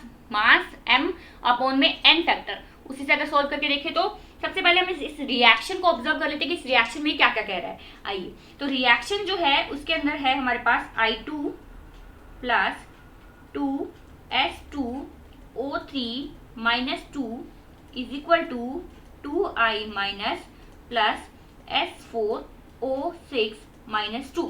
ये रिएक्शन है हमारे पास। चलिए अब इस रिएक्शन में अगर देखा जाए तो I2 जो है इस रिएक्शन में क्या कार्य कर रहा है? I2 एक ऑक्सीडाइजिंग एजेंट की तरह कार्य कर रहा है, ऑक्सीडाइजिंग एजेंट। और ऑक्सीडाइजिंग एजेंट है तो क्या होगा? खुद को क्या है? ऑक्सीडेशन नहीं करेगा, दूसरे का ऑक्सीडेशन करेगा, खुद जो है रेड्यूस होगा। ठीक है, खुद तो रेड्यूस होगा, दूसरे का ऑक्सीडेशन करेगा। ठीक है, अब ये ऑक्सीडाइज करेगा किसको? ऑक्सीडाइज करेगा किसको? ये ऑक्सीडाइज करेगा S2O3 माइनस 2 को। S2O3 माइनस 2 को ये ऑक्सीडाइज करेगा। अब आगे बात होती है ये S2O3 माइनस 2 किसमें? ये क्या है हमारे पास? थायोसल्फेट। इसको क्या कहेंगे हम? थायोसल्फेट। इस थायोसल्फेट को ये ऑक्सीडाइज करके क्या बना देगा बच्चों? ये बना देगा tetrathionate ion. Tetrathionate ion. तो टेट्रा थायोनेट आयन बना देगा, ऑक्सीडाइज एजेंट है, ऑक्सीडाइज करेगा S2O3 माइनस 2 को। और थायोसल्फेट जो है ये थायोसल्फेट है, इसको ऑक्सीडाइज करके बना देगा tetrathionate ion. Okay, clear? इतनी बात क्लियर है। चलिए अब देखते हैं कि इसका दूसरी रिएक्शन जो हमें देखी है I2। ठीक है, दूसरी रिएक्शन अगर हमें देखी है, मैं इसको रिमूव कर दूं, मैं इसको रिमूव कर सकती हूँ। ठीक है, चलिए तो इसको एक बार इरेज कर देते हैं इंक, और दूसरी रिएक्शन देखते हैं हमारी दूसरी रिएक्शन क्या कह रही है। आइए, तो दूसरी रिएक्शन मेरे पास दे रखी है I2 plus 2S2O3 minus 2 is equal to 2I minus plus S4O6 minus 2।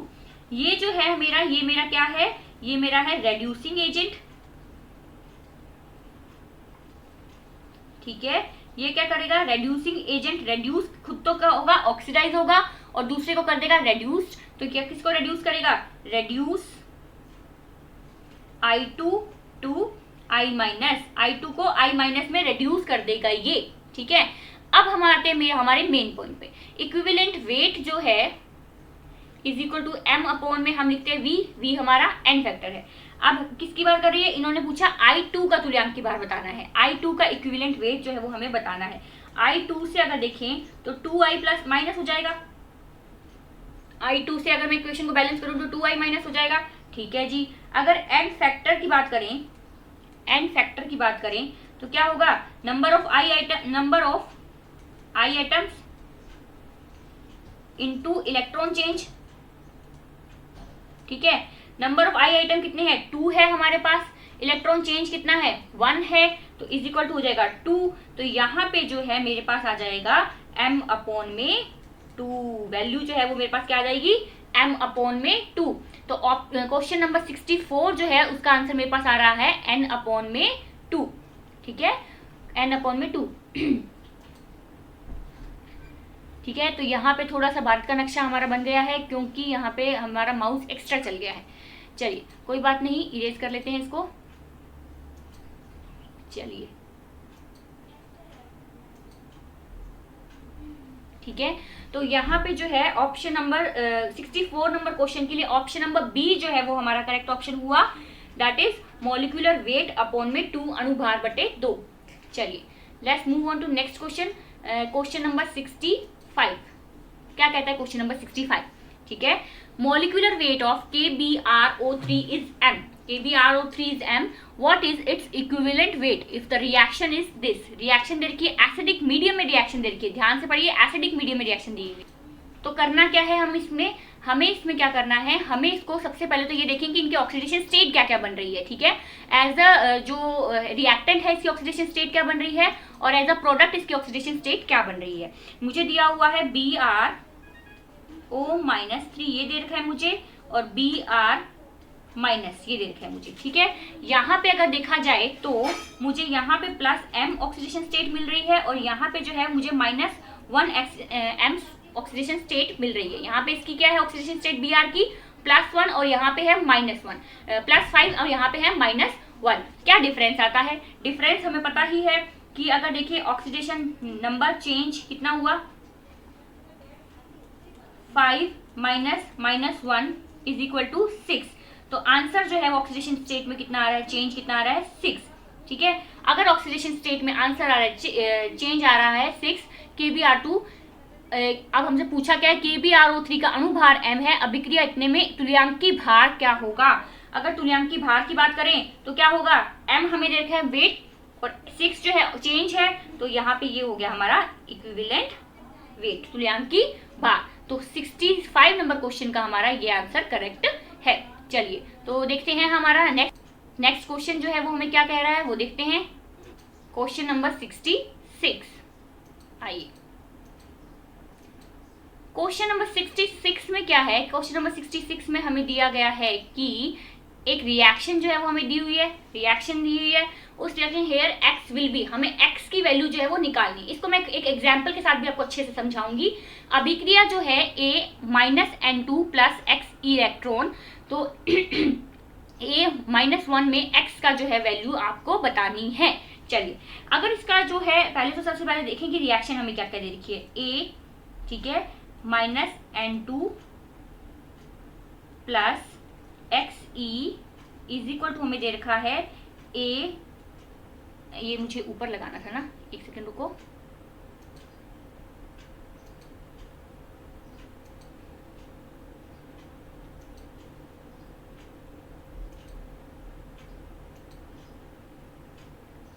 Okay.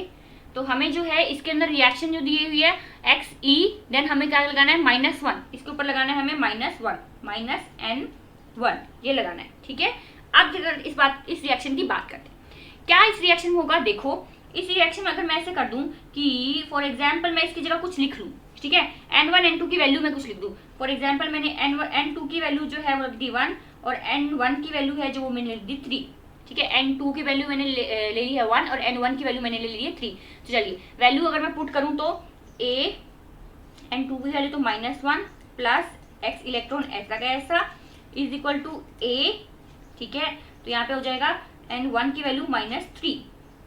ठीक है, अब एक इलेक्ट्रॉन की बात हो रही है यहाँ पे, ठीक है, वो A -7, तो एक इलेक्ट्रॉन की बात हो रही है, तो x = क्या हो जाएगा, 3 - 1 = क्या हो जाएगा, 2। तो 2 इलेक्ट्रॉन आ जाएंगे। ठीक है, तो क्या हुआ यहाँ पे x = 3 - 1 तभी जाके मैं इसको एक जो है इसकी वैल्यू निकाल पाऊंगी, तो 2 आ जाएगा। किया क्या मैंने इसमें से, मैंने किया n जो है मुझे देखा था N1, ठीक है, मैंने माइनस कर दिया किसमें से, N2, N1 माइनस जो है वो मैंने कर दिया N2 से, तो मेरे पास वैल्यू जो आ गई होगी x की। ठीक है, N1 माइनस मैंने N2 कर दिया, तो मेरे पास वैल्यू आ गई x की। क्या किया हमने इसमें जो एक है रख के देखी वैल्यूज 1 3, कुछ भी वैल्यू आप रख सकते हैं, जो भी आपकी इच्छा उस वैल्यू को पुट करके देखिए, देन इसका आंसर निकाल के देखिए, देन इसको इसमें रख के देखिए, बिल्कुल सही आंसर आएगा। इस तरीके से भी कर सकते हैं, और सेकंड वन जो हमारा नॉर्मल तरीका होता है उस तरीके से भी हम इसको कर सकते हैं। तो ऑप्शन नंबर सी जो है वो हमारा करेक्ट ऑप्शन है, option number C. Okay, option number C is the correct option. बहुत ही इंटरेस्टिंग क्वेश्चन है रेडॉक्स के। Sorry, the equivalent weight of Na2S2O3 as reductant in the reaction Na2S2O3 plus H2O plus Cl2 is equal to Na2SO4 plus 2HCl plus S is, एक reaction आपको दे रखी है, ठीक है। आपको Na2S2O3 का तुल्यांकी भार इक्विवेलेंट वेट जो है वो बताना है। तो सबसे पहले हम जो है हमारी रिएक्शन जो है वो राइट करते हैं। रिएक्शन में क्या कुछ हो रहा है, ऑक्सीडेशन स्टेट कैसे चेंज हो रही है वो सब देखते हैं। आइए, तो सबसे पहले हम रिएक्शन को राइट करते हैं अपनी। Na2S2O3 plus H2O plus Cl2 is equal to Na2SO4 plus 2HCl plus S। अब इधर अगर देखें तो S के लिए हमारे पास ऑक्सीडेशन स्टेट कितनी आ रही है, +2, और इस तरफ अगर देखें हम S के लिए हमारे पास ऑक्सीडेशन स्टेट कितनी आ रही है, +6। तो चेंज इन ऑक्सीडेशन स्टेट क्या रहेगा, change in oxidation state is equal to 6 minus 2 is equal to हो गया 4, ठीक है। और देन फिर चेंज, टोटल चेंज अगर देखा जाए, change in oxidation state of, ये तो बात कर रही थी हम किसकी, ऑक्सीडेशन स्टेट चेंज किस में हो रहा था, ये तो बात करते हैं हम सल्फर की। अब यहाँ पे जो है हम ऑक्सीडेशन स्टेट Na2S2O3 की टोटल ऑक्सीडेशन स्टेट कितनी चेंज हो गई, ऑक्सीडेशन स्टेट चेंज हुई 8।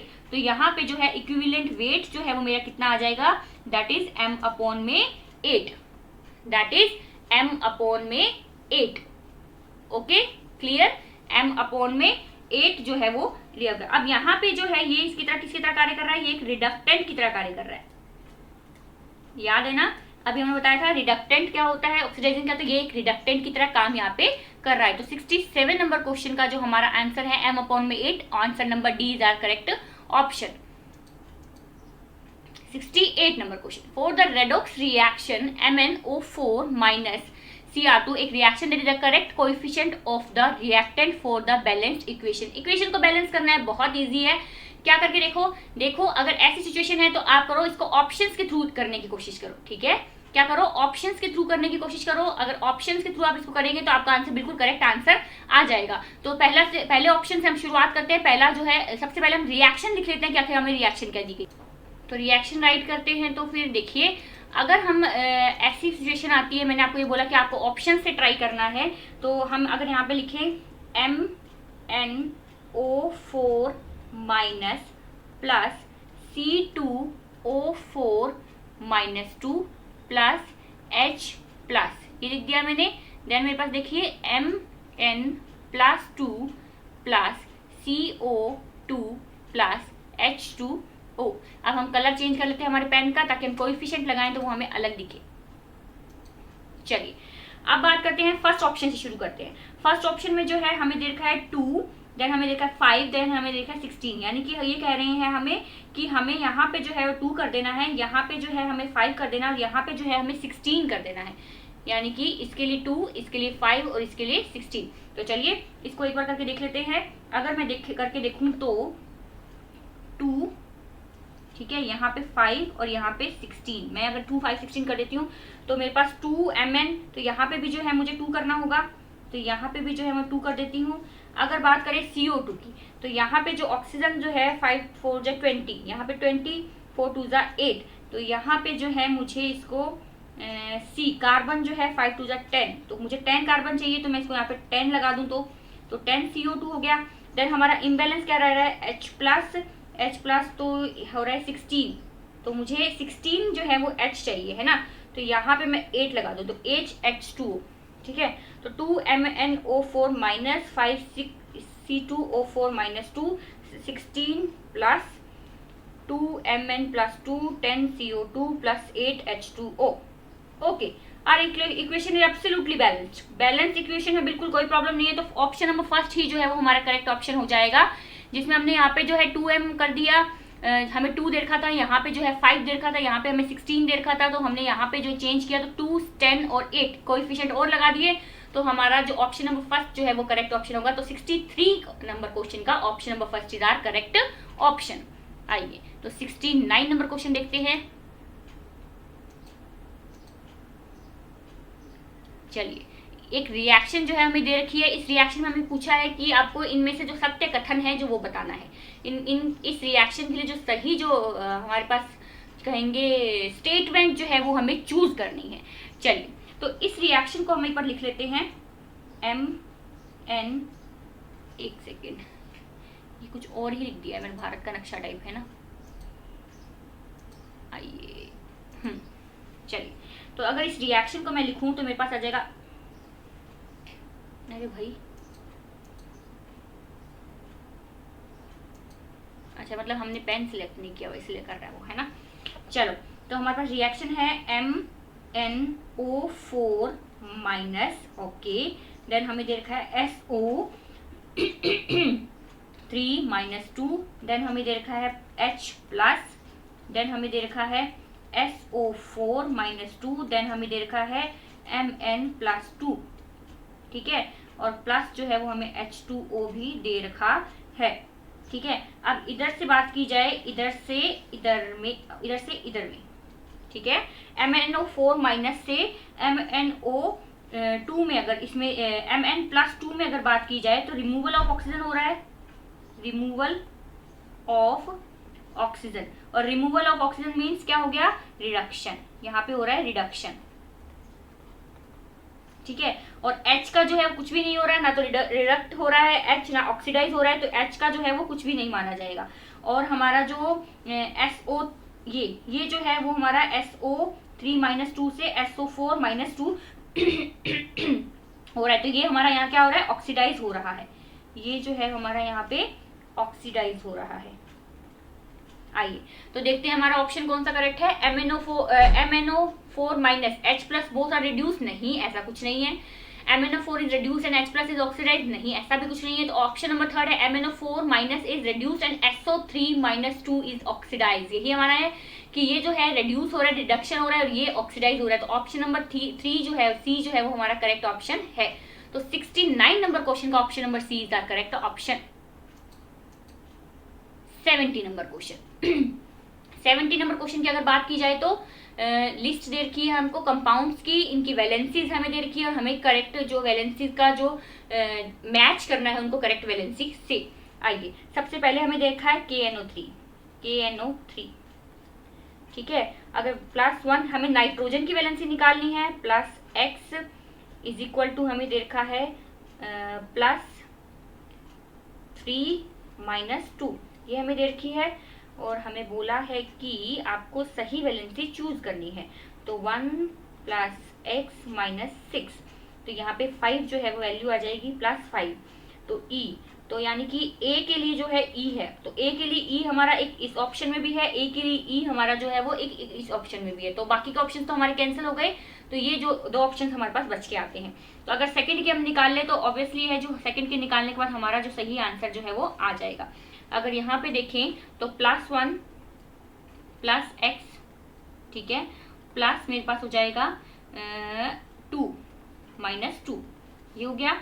तो +1 X माइनस 4, तो हो जाएगा मेरे पास X is equal to 3, X is equal to +3, तो D है सेकंड के लिए। तो ऑप्शन नंबर A जो है वो हमारा करेक्ट ऑप्शन है, EDBA। ऑप्शन नंबर A जो है वो हमारा करेक्ट ऑप्शन है, EDBA, क्योंकि सेकंड के लिए D जो है, सेकंड के लिए D जो है वो हमारा करेक्ट ऑप्शन है। आइए तो नेक्स्ट क्वेश्चन देखते हैं। The sum of oxidation state of sulfur in this। अब ये जो है एक कंपाउंड जो है वो आपको देखा है, इसमें सल्फर की ऑक्सीडेशन स्टेट जो है वो आपको बता रही है। बहुत इंटरेस्टिंग है इसमें। यहाँ पे 2 सिचुएशन बनती है ऑक्सीजन के लिए। किसके लिए? ऑक्सीजन के लिए 2 सिचुएशन बनती है। एक तो हमारा नॉर्मल जो है ऑक्सीजन की तरफ बिहेव करेगा, एक हमारा करेगा परऑक्साइड की तरफ बिहेव। तो एक बार जो ऑक्सीडेशन स्टेट है वो हम -2 लेंगे, और एक बार जो है ऑक्सीडेशन स्टेट हम -1 लेंगे। लेट्स सी इसकी स्ट्रक्चर कैसी होती है। सबसे पहले स्ट्रक्चर बनाते हैं। आइए स्ट्रक्चर ड्रॉ करते हैं हम इसकी, क्योंकि ऐसी जो हमारे पास पॉसिबिलिटीज बनती हैं इनकी स्ट्रक्चर के थ्रू ही हम इसको अच्छे से समझ पाएंगे, है ना। तो स्ट्रक्चर अगर देखी जाए तो हमारे पास है S डबल बॉन्ड O, ठीक है, और नीचे भी मेरे पास है double bond O, single bond O, single bond O, single bond S, double bond O, double bond O, यहाँ पे मेरा OH और यहाँ पे मेरा OH, ठीक है। क्या है, OH OH double bond O double bond O। इन्होंने पूछा है हमसे the sum of oxidation state. अब यहाँ पे एक बात ये भी ध्यान देने योग्य है, सिर्फ सल्फर का, एक सल्फर का नहीं पूछा, इन्होंने बोला है दोनों सल्फर का सम जो है वो हमें बताना है, ठीक है। तो कई बार इसमें आंसर में भी कंफ्यूजन होता है, इसके बच्चे जो हैं ज्यादातर कंफ्यूजन में 6 और 12 दोनों आंसर इसका लिख के आते हैं, दोनों आंसर में कंफ्यूज होते हैं। सम ऑफ पूछा है तो इसका आंसर 12 आएगा। देखते हैं कैसे आएगा 12। देखिए अगर ये बात करी जाए तो इसको सबसे पहले तो इसका नाम क्या है, इसका नाम है पर सल्फ्यूरिक एसिड, पर सल्फ्यूरिक एसिड। इसके अंदर क्या होता है, एक परऑक्साइड ग्रुप है, परऑक्साइड ग्रुप, और जहां पे परऑक्साइड ग्रुप आ जाता है वो अपनी ऑक्सीडेशन स्टेट जो है वो थोड़ी सी अलग कर लेता है। अलग कैसे, देखो अगर परऑक्साइड ग्रुप है, पेन हम चेंज कर लेते हैं ताकि अब जो है हम ऑक्सीडेशन स्टेट निकालने जा रहे हैं। अभी तक तो जो है हमने इसकी स्ट्रक्चर सब पढ़ लिया। अगर ऑक्सीडेशन स्टेट की बात की जाए तो 2 into oxidation number of sulphur, ठीक है। अगर इसको इस तरीके से किया जाए, चलिए मैं आपको सिंपल वे में बताती हूँ, इस तरीके से ना करके, एक सेकंड रुकिए, हम डायरेक्ट ही निकाल लेते सम की, हमें जो है 2 लगाने की जरूरत ही नहीं है। अगर हम डायरेक्ट सम की निकाल लें तो हमें जो है इतना लंबा प्रोसीजर ही नहीं देखना पड़ेगा, है ना। आइए एक मिनट इसका डायरेक्ट, तो 2 इंटू 1 करके डायरेक्ट निकाल के देखते हैं। आइए देखो क्या हो जाएगा, 2 इंटू 1 प्लस एक्स प्लस 6, यानी कि 6 के लिए तो हम -2 लगाएंगे ऑक्सीडेशन की स्टेट, ठीक है। कितने हैं हमारे पास, 8 हैं, तो बाकी के जो हमारे पास कितने बचे, 2 बचे, उनके लिए -1 यानी कि परऑक्साइड के लगाएंगे, इज इक्वल टू हो जाएगा 0। अब यहां से अगर देखूं तो 2 plus X minus 12 minus 2 is equal to 0, तो x इज इक्वल टू यहां से आ जाएगा 12। यहां पे एक परऑक्साइड लिंकेज है, कौन सी है परऑक्साइड लिंकेज, ये वाली, ये जो है वो मेरे पास है परऑक्सी लिंकेज, परऑक्सी लिंकेज, ठीक है। तो सम ऑफ द क्या रहा यहाँ पे 12 रहा, ठीक है। अगर यहाँ पे हम 2x लेकर के ले लेते, सल्फर को अगर 2x करके ले लेते, है ना, तो वहां पे हमारे प्लस सीखा थे तो सम नहीं निकलता, तो हमें इसको इंटू 2 करना पड़ता। तो यहाँ पे हमने डायरेक्ट निकाल दिया, तो 12 जो है इसका डायरेक्ट आंसर आ गया है। लेट्स सी जो कौन सा आंसर का करेक्ट है, answer number D is are correct option, plus 12। Okay, तो चलिए 72 नंबर क्वेश्चन हमसे क्या कहता है, in which of the following compound of chromium the oxidation number of chromium is not +6, +6 नहीं है, वो हमें बताना है, ठीक है। ध्यान रहे +6 नहीं है। चलिए ट्राई करके देखते हैं +6 किस में नहीं है, क्रोमियम O3 की बात कर रहे हैं, तो ये तो यहाँ पे x, ठीक है, plus 3 minus 2 is equal to 0, तो x इज इक्वल टू 6, तो फर्स्ट में तो है भाई, ठीक है। अब सेकंड की बात करें तो CrO2 Cl2, तो यहाँ पे हो गया x, प्लस में हो गया 2, माइनस में 2, देन हमारे पास हो गया plus 2 minus 1 is equal to 0, ठीक है। तो x जो है यहाँ से 2 2 ज़ा 4 और 2 1 ज़ा 2, 4 प्लस 2 इज इक्वल टू 6, तो यहाँ पे भी जो है आंसर 6 आ रहा है, तो ये भी हमारा करेक्ट ऑप्शन है। अब आते हैं थर्ड नंबर ऑप्शन पे। थर्ड है हमारे पास Cr2O3, अगर देखिए 2x प्लस यहाँ पे दे रखा है हमें 3 माइनस 2, ठीक है, तो यहाँ पे आ जाएगा 2x, 3 2 ज़ा 6, तो यहाँ पे जो है हमारे पास आएगी बच्चों वैल्यू 3 की जगह 6 की जगह पे 3 वैल्यू आएगी, तो x इज इक्वल टू 3 आ रहा है। तो ऑप्शन नंबर सी जो है इसमें जो है ऑक्सीडेशन स्टेट जो है +6 नहीं होती है, तो ऑप्शन नंबर सी जो है वो हमारा करेक्ट ऑप्शन है। ये भी हमारा करेक्ट ऑप्शन नहीं है, ये भी करेक्ट ऑप्शन नहीं है, ये भी करेक्ट ऑप्शन नहीं है। ऑप्शन नंबर सी जो है वो हमारा of KMnO4 are reduced by 1 mole of ferrous oxalate in acidic medium, ठीक है। क्या बताना है, 1 मोल फेरस ऑक्सलेट से अम्लीय माध्यम में KMnO4 के कितने मोल अपचयित किए जाएंगे। अपचयित मोलों की संख्या जो है वो हमें बतानी है। तो इसके लिए सबसे पहले तो क्या है, हम अगर रिएक्शन लिख रहे हैं तो हम उससे कोएफिशिएंट पता चल जाएंगे, और कोएफिशिएंट जो पता चल जाएंगे उससे हम मोल्स जो है वो इजीली पता कर पाएंगे। तो चलिए अगर हम देखें रिएक्शन क्या है हमारे पास, अगर इसकी रिएक्शन देखें, सबसे पहले हम जो है रिएक्शन देखेंगे तो रिएक्शन देखिए तो हमारे पास आ जाएगी KMnO4 प्लस Fe, क्या बोल रहा है, फेरस ऑक्सलेट, तो हमारे पास हो गया FeC2O4, ferrous oxalate FeC2O4 plus हमारे पास अगर देखें तो H प्लस जो है अगर हम यहाँ पे लगा दें तो हमारे पास आ जाएगा K प्लस, ठीक है जी, K प्लस आ गया। यहाँ पे मेरे पास Mn प्लस 2, ठीक है। यहाँ पे मेरे पास Fe प्लस 3, ठीक है, Fe प्लस 3 जो है वो मेरे पास आ गया। अगर इस रिएक्शन को मैं कोएफिशिएंट से बैलेंस करूंगी उससे पहले जो है हम इसको पूरा कर लेते हैं, दैट इज CO2 जो है वो भी मिलेगी हमें और इसमें H2O जो है वो मिलेगी। तो कंप्लीट जो है वो रिएक्शन हमारी ये है। अब इसको इक्वेशन को अगर हम बैलेंस करें तो चलिए कोएफिशिएंट लगाना है तो हम यहाँ पे जो है चेंज करते हैं कलर, तब कोएफिशिएंट जो है वो हमें इजीली दिखाई दे। तो यहाँ पे अगर मैं शुरुआत करूँ किससे, H प्लस से, H प्लस सबसे इजी लगता है तो H प्लस से ही इसको बैलेंस करना शुरू करते हैं। तो यहाँ पे जो है अगर मैं कर दूँ, इसको कर दूँ 12 टू द 24 इज इट 24, तो कर दूँ यहाँ, अच्छा यहाँ पे मैं अगर 24 कर दूँ और यहाँ पे अगर मैं 12 कर दूँ, ठीक है। और इस तरीके से देखा जाए तो Mn, तो K को अगर मैं यहाँ पे 3 कर दूँ तो यहाँ पे K प्लस मेरा 3 हो गया, Mn प्लस जो मेरा 3 हो गया, तो मैं इसको भी 3 कर दूँ तो मैं इसको भी 3 कर दूँ, ठीक है। अब आती है बात CO2 की और आती है बात इसकी। तो यहाँ पे मेरे पास 4 हैं, यहाँ पे मेरे पास 2 हैं, तो अगर मैं इसको अगर यहाँ से इसको 5 कर दूँ तो C2O4, तो C2O4 5, तो 5 Fe हो गया मेरे पास, तो 5, तो मुझे इसको भी यहाँ पे 5 करना पड़ेगा, तो मैंने इसको भी 5 कर दिया। अब हमारा बैलेंस नहीं है तो ये CO2, बैलेंस नहीं है तो CO2, 5 टू ज़ा 10, तो 10 हमें कार्बन चाहिए तो मैं इसको यहाँ पे 10 कर दूँ। तो ये हमारे कोएफिशिएंट हो गए, ठीक है, 3 KMnO4 प्लस 5 जो हमने कोएफिशिएंट को बैलेंस कर दिया।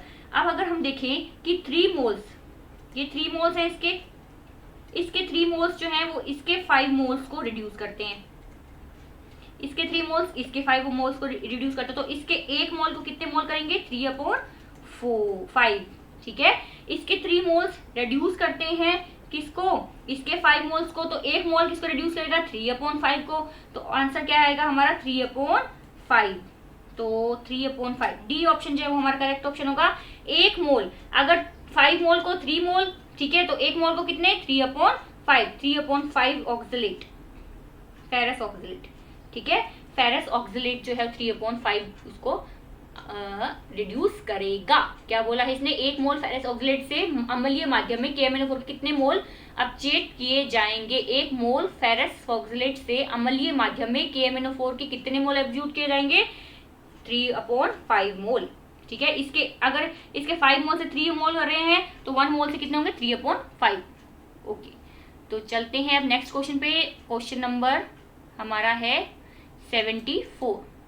आइए, ऑक्सीडेशन नंबर ऑफ P इन, एक आपको इक्वेशन दे रखी है, इसमें P का ऑक्सीडेशन नंबर जो है वो आपको बताना है, Mg2P2O7, ठीक है। अगर बात करें Mg की तो हमें क्या बताना है, P का बताना है, तो ठीक है, 2 प्लस का 2 है, 2 प्लस हमारे पास है 2, इसका x हमें नहीं पता है, इसका हमको निकालना है, तो इसका हो जाएगा 7, यहाँ पे -2 इज इक्वल टू 0, तो 2 2 हो गया 4 हमारे पास, प्लस में हो गया 2x, माइनस में हो गया हमारे पास 14 इज इक्वल टू हो गया 0। देन हमारे पास आ जाएगा 14 में से 4 गए 10, तो 2x इज इक्वल टू आ जाएगा हमारे पास 10, तो x इज इक्वल टू हमारे पास आ जाएगा 5। तो ऑप्शन नंबर सी जो है वो करेक्ट ऑप्शन है, ऑप्शन नंबर सी, 74 का option number C is are correct option. चलिए, कोई भी इसमें नहीं था ऐसा कुछ जो नहीं समझ में आता। तो नेक्स्ट है 75 number question, how many electrons have been transferred in the process. एक प्रोसेस जो है वो आपको दे रखी है, उसमें कितने इलेक्ट्रॉन जो है वो ट्रांसफर हुए हैं वो आपको बताना है, ठीक है। बहुत इजी है, इसमें भी हमें सॉल्यूशन जो है वो देखने की जरूरत ही नहीं है। देखिए 1 इलेक्ट्रॉन तो Fe की तरफ से मान लीजिए, और अगर 2 इलेक्ट्रॉन देखे जाए तो Hg की तरफ से मान लीजिए, ठीक है। 1 इलेक्ट्रॉन Fe की तरफ से, 2 इलेक्ट्रॉन Hg की तरफ से, तो टोटल इलेक्ट्रॉन कितने ट्रांसफर हो रहे हैं, इज इक्वल टू 3 इलेक्ट्रॉन्स जो है वो ट्रांसफर हो रहे हैं, दैट मीन्स 3 जो है बी, ऑप्शन नंबर बी जो है वो हमारा करेक्ट ऑप्शन है। 76 नंबर क्वेश्चन, अब यहाँ से जो है हमारा ऑर्गेनिक का पार्ट शुरू हो रहा है। 76 नंबर क्वेश्चन से हमें जो है फर्स्ट क्वेश्चन ऑर्गेनिक से क्या आ रहा है, how many total resonance structure can be drawn for the following carbocation. Following carbocation के लिए आपको टोटल कितनी रेजोनेंस स्ट्रक्चर आप ड्रॉ कर सकते हैं। अब हमें पता है, हमें एक दे रखा है कार्बोकेटाइन। अब कार्बोकेटाइन जो है ये दे रखा है, देखो इसमें एक रेजोनेंस स्ट्रक्चर तो ऐसे हो सकती है, ये डबल बॉन्ड यहाँ आ सकता है, ये डबल बॉन्ड यहाँ आ सकता है। तो 1, 2 एंड 3 कितनी रेजोनेंस स्ट्रक्चर हो गई इसकी? 3 रेजोनेंस स्ट्रक्चर हो जाएगी। तो यहाँ पे जो है तीसरी में अगर हम ऐसे लगा के नोट कर दे तो 3 हो गई है ना। तो ऑप्शन नंबर सी जो है वो हमारा करेक्ट ऑप्शन है। एक हमारा यहाँ पे, एक हमारा यहाँ पे और एक जो है वो यहाँ पे अगर हम लगा दें लोन पेयर्स तो फिर ऐसा जो है स्ट्रक्चर हमारे पास आ जाएगी। तो सी जो है ऑप्शन करेक्ट है हमारा 76 नंबर क्वेश्चन का। आइए देखते हैं 77 number question. How many resonance structures are there for anthracene? Anthracene के लिए बात कर रहा है रेजोनेंस स्ट्रक्चर की। देखो अब जो है ये वाला क्वेश्चन और एक नेक्स्ट क्वेश्चन जो हमें दे रखा है ये, ठीक है, फेनेंथ्रीन और एंथ्रासीन, इन दो क्वेश्चंस को हम अटैच करके ही पढ़ेंगे। दोनों क्वेश्चंस को एक साथ जो पढ़ने की कोशिश करते हैं, क्या कहना चाह रहा है ये देखो। अब ये जो बेंजीन होता है, एंथ्रासीन होता है, नेफ्थलीन होता है और फिनोफ्थलीन जो होता है, इन सबको जो है हम एक ट्रिक के थ्रू पढ़ते हैं, ठीक है। इनकी जो हमें याद रखनी होती है हमेशा, इनके लिए क्या रहती है, इनके लिए वैल्यू वो हमेशा याद रखनी है हमें। आइए देखते हैं क्या वैल्यू रहती है। देखो अगर बात की जाए बेंजीन की और इसकी, तो मेरे पास अगर एक आपको ट्रिक जो है वो ये याद रखनी है, ठीक है। यहाँ बी से है मेरा बेंजीन, एन से है मेरा क्या, नेफ्थलीन, ए से है मेरा एंथ्रासीन और पी से है मेरा क्या, फिनेंथ्रीन, ठीक है। पी से है मेरा फिनेंथ्रीन। अब होता क्या है देखिए, इसमें क्या है, इसमें देखो बच्चों कि आपको ये याद रखना है, इसके लिए 2, इसके लिए 3, इसके लिए 4, इसके लिए 5। 2, 3, 4, 5 आपको क्रम याद रखना है। क्या याद रखना है? बनाप, एक आपको बनाप, ठीक है भाई। बी को तुम जाके नापो तो बी नाप, ठीक है। बी नाप बेंजीन के लिए 2, ठीक है, रेजोनेंस स्ट्रक्चर इसके लिए 3, इसके लिए 4, इसके लिए 5। तो इससे जो है हमारे दोनों क्वेश्चन सोल्व हो जाते हैं। इसके लिए अगर बात कर रहा है एंथ्रासीन की, तो एंथ्रासीन के लिए कितने हैं? 4, बिल्कुल सही है। अब नेक्स्ट ही क्वेश्चन में इसके साथ ही हमसे पूछ लिया है, फिनेंथ्रीन की बात कर ली है। देखिए फिनेंथ्रीन की बात कर ली है। फिनेंथ्रीन के लिए हमारे पास कितना है, देखिए इस वाले ट्रिक से ही हमने जो लिखा है फिनेंथ्रीन के लिए कितना, 5। तो नेक्स्ट जो है हमारा क्वेश्चन, उसका आंसर हो जाएगा हमारे पास 5। तो इसका आंसर हमारे पास है 5। बनाप जो है वो हमें याद रखना है, ठीक है। बी का नाप हमें लेना है, बी जो है उसके कपड़े बनवाने हैं, बी के टेलर के पास गया, उसका नाप जो है हमें लेना है। इस तरीके से हम इसको याद रख सकते हैं। नेक्स्ट क्वेश्चन है हमारे पास IUPAC नेम। हमें इसका IUPAC नेम जो है वो बताना है। The IUPAC name of this compound, this compound IUPAC name जो है वो इसका बताना है। चलिए पहले कंपाउंड लिख लेते हैं, CH3 CCl OH CH2 CH double bond CH CH3, ये लिख दिया। अब यहाँ पे जो है नंबरिंग करते हैं सबसे पहले। तो ये नंबरिंग देख लेते हैं। सबसे पहले तो हम इसकी नंबरिंग करते हैं। अब नंबरिंग जो है वो हम कहाँ से करेंगे, यहाँ से करेंगे। 1 2 3 4 5 एंड 6 और एक ही फंक्शनल ग्रुप है इसके अंदर हमारे पास। तो देखते हैं 2 क्लोरो, नाम कैसे होगा, 2 क्लोरो, ठीक है। हेक्सेन है, एक ही फंक्शनल ग्रुप है हमारे पास। 4 इन 2, क्योंकि 4 पे इन है, 2 ओल, तो इसका आंसर हो जाएगा 2 क्लोरो हेक्स 4 इन 2 ओल, 2 क्लोरो हेक्स 4 इन 2 ओल। तो इसका ऑप्शन नंबर 4 जो है वो करेक्ट ऑप्शन रहेगा। बहुत इजी क्वेश्चन था। IUPAC जो है अच्छे से पढ़ी हुई हो तो बहुत इजीली हम इस क्वेश्चन को जो है कर सकते हैं। चलिए अब नेक्स्ट क्वेश्चन जो है वो हमें दे रखा है IUPAC नेम का ही। अब इसको जो है सॉर्ट आउट करने के लिए मैं अगर इसको जो इसकी नॉर्मल स्ट्रक्चर जो है इसको थोड़ा सा इजी वे में स्ट्रक्चर बना के देखूँ तो, इजी वे में स्ट्रक्चर इसकी इस तरीके की बनाती हूँ मैं। मेरे पास रहता है, एक सेकंड रुकिए,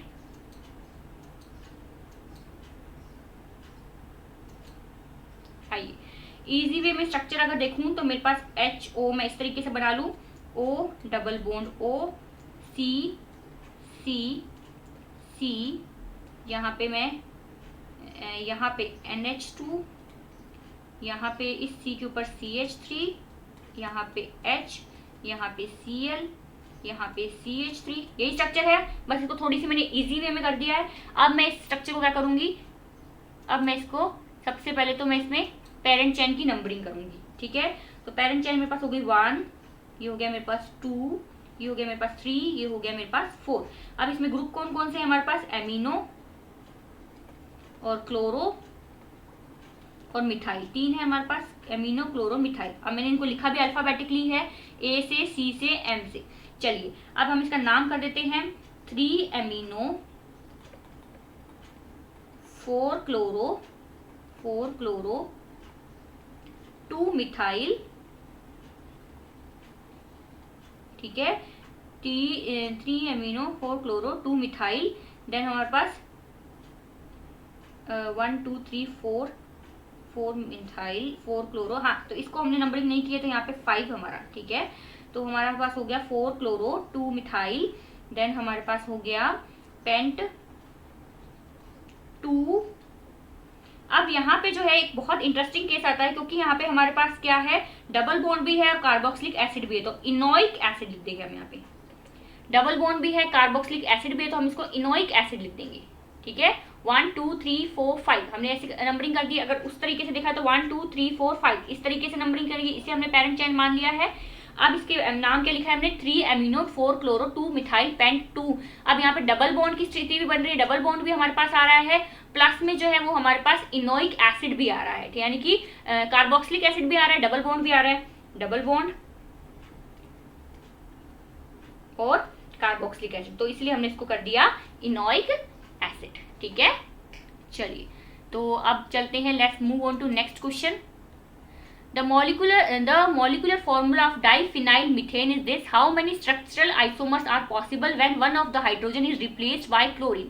ठीक है, एक हाइड्रोजन को अगर मैं क्लोरीन से रिप्लेस कर दूं तो कितने इसके जो है वो बनेंगे, क्या कहेंगे इसको, कितने इसके आइसोमर्स जो है वो बनेंगे। बहुत इजी है, इसको भी सॉर्ट आउट करने की हमको ज्यादा जरूरत नहीं पड़ेगी, क्योंकि अगर हम इसके अंदर ही देखें तो देखो जो स्ट्रक्चर आपको दे रखी है उसके अकॉर्डिंग ही देखिए। अगर मैं जो है ये स्ट्रक्चर यहाँ पे बना लेती हूँ ताकि आपको इजीली समझ में आ जाए। पॉसिबिलिटीज क्या रहती है, पॉसिबिलिटीज ये रहती है, मैं एक क्लोरीन यहाँ लगा सकती हूँ, यहाँ से हाइड्रोजन हटा के, एक क्लोरीन मैं यहाँ लगा सकती हूँ, वहां से हाइड्रोजन लगा के दूसरे नंबर पे, ठीक है। उसके बाद मैं क्लोरीन यहाँ लगा सकती हूँ हाइड्रोजन हटा के, उसके बाद मैं क्लोरीन यहाँ लगा सकती हूँ हाइड्रोजन हटा के।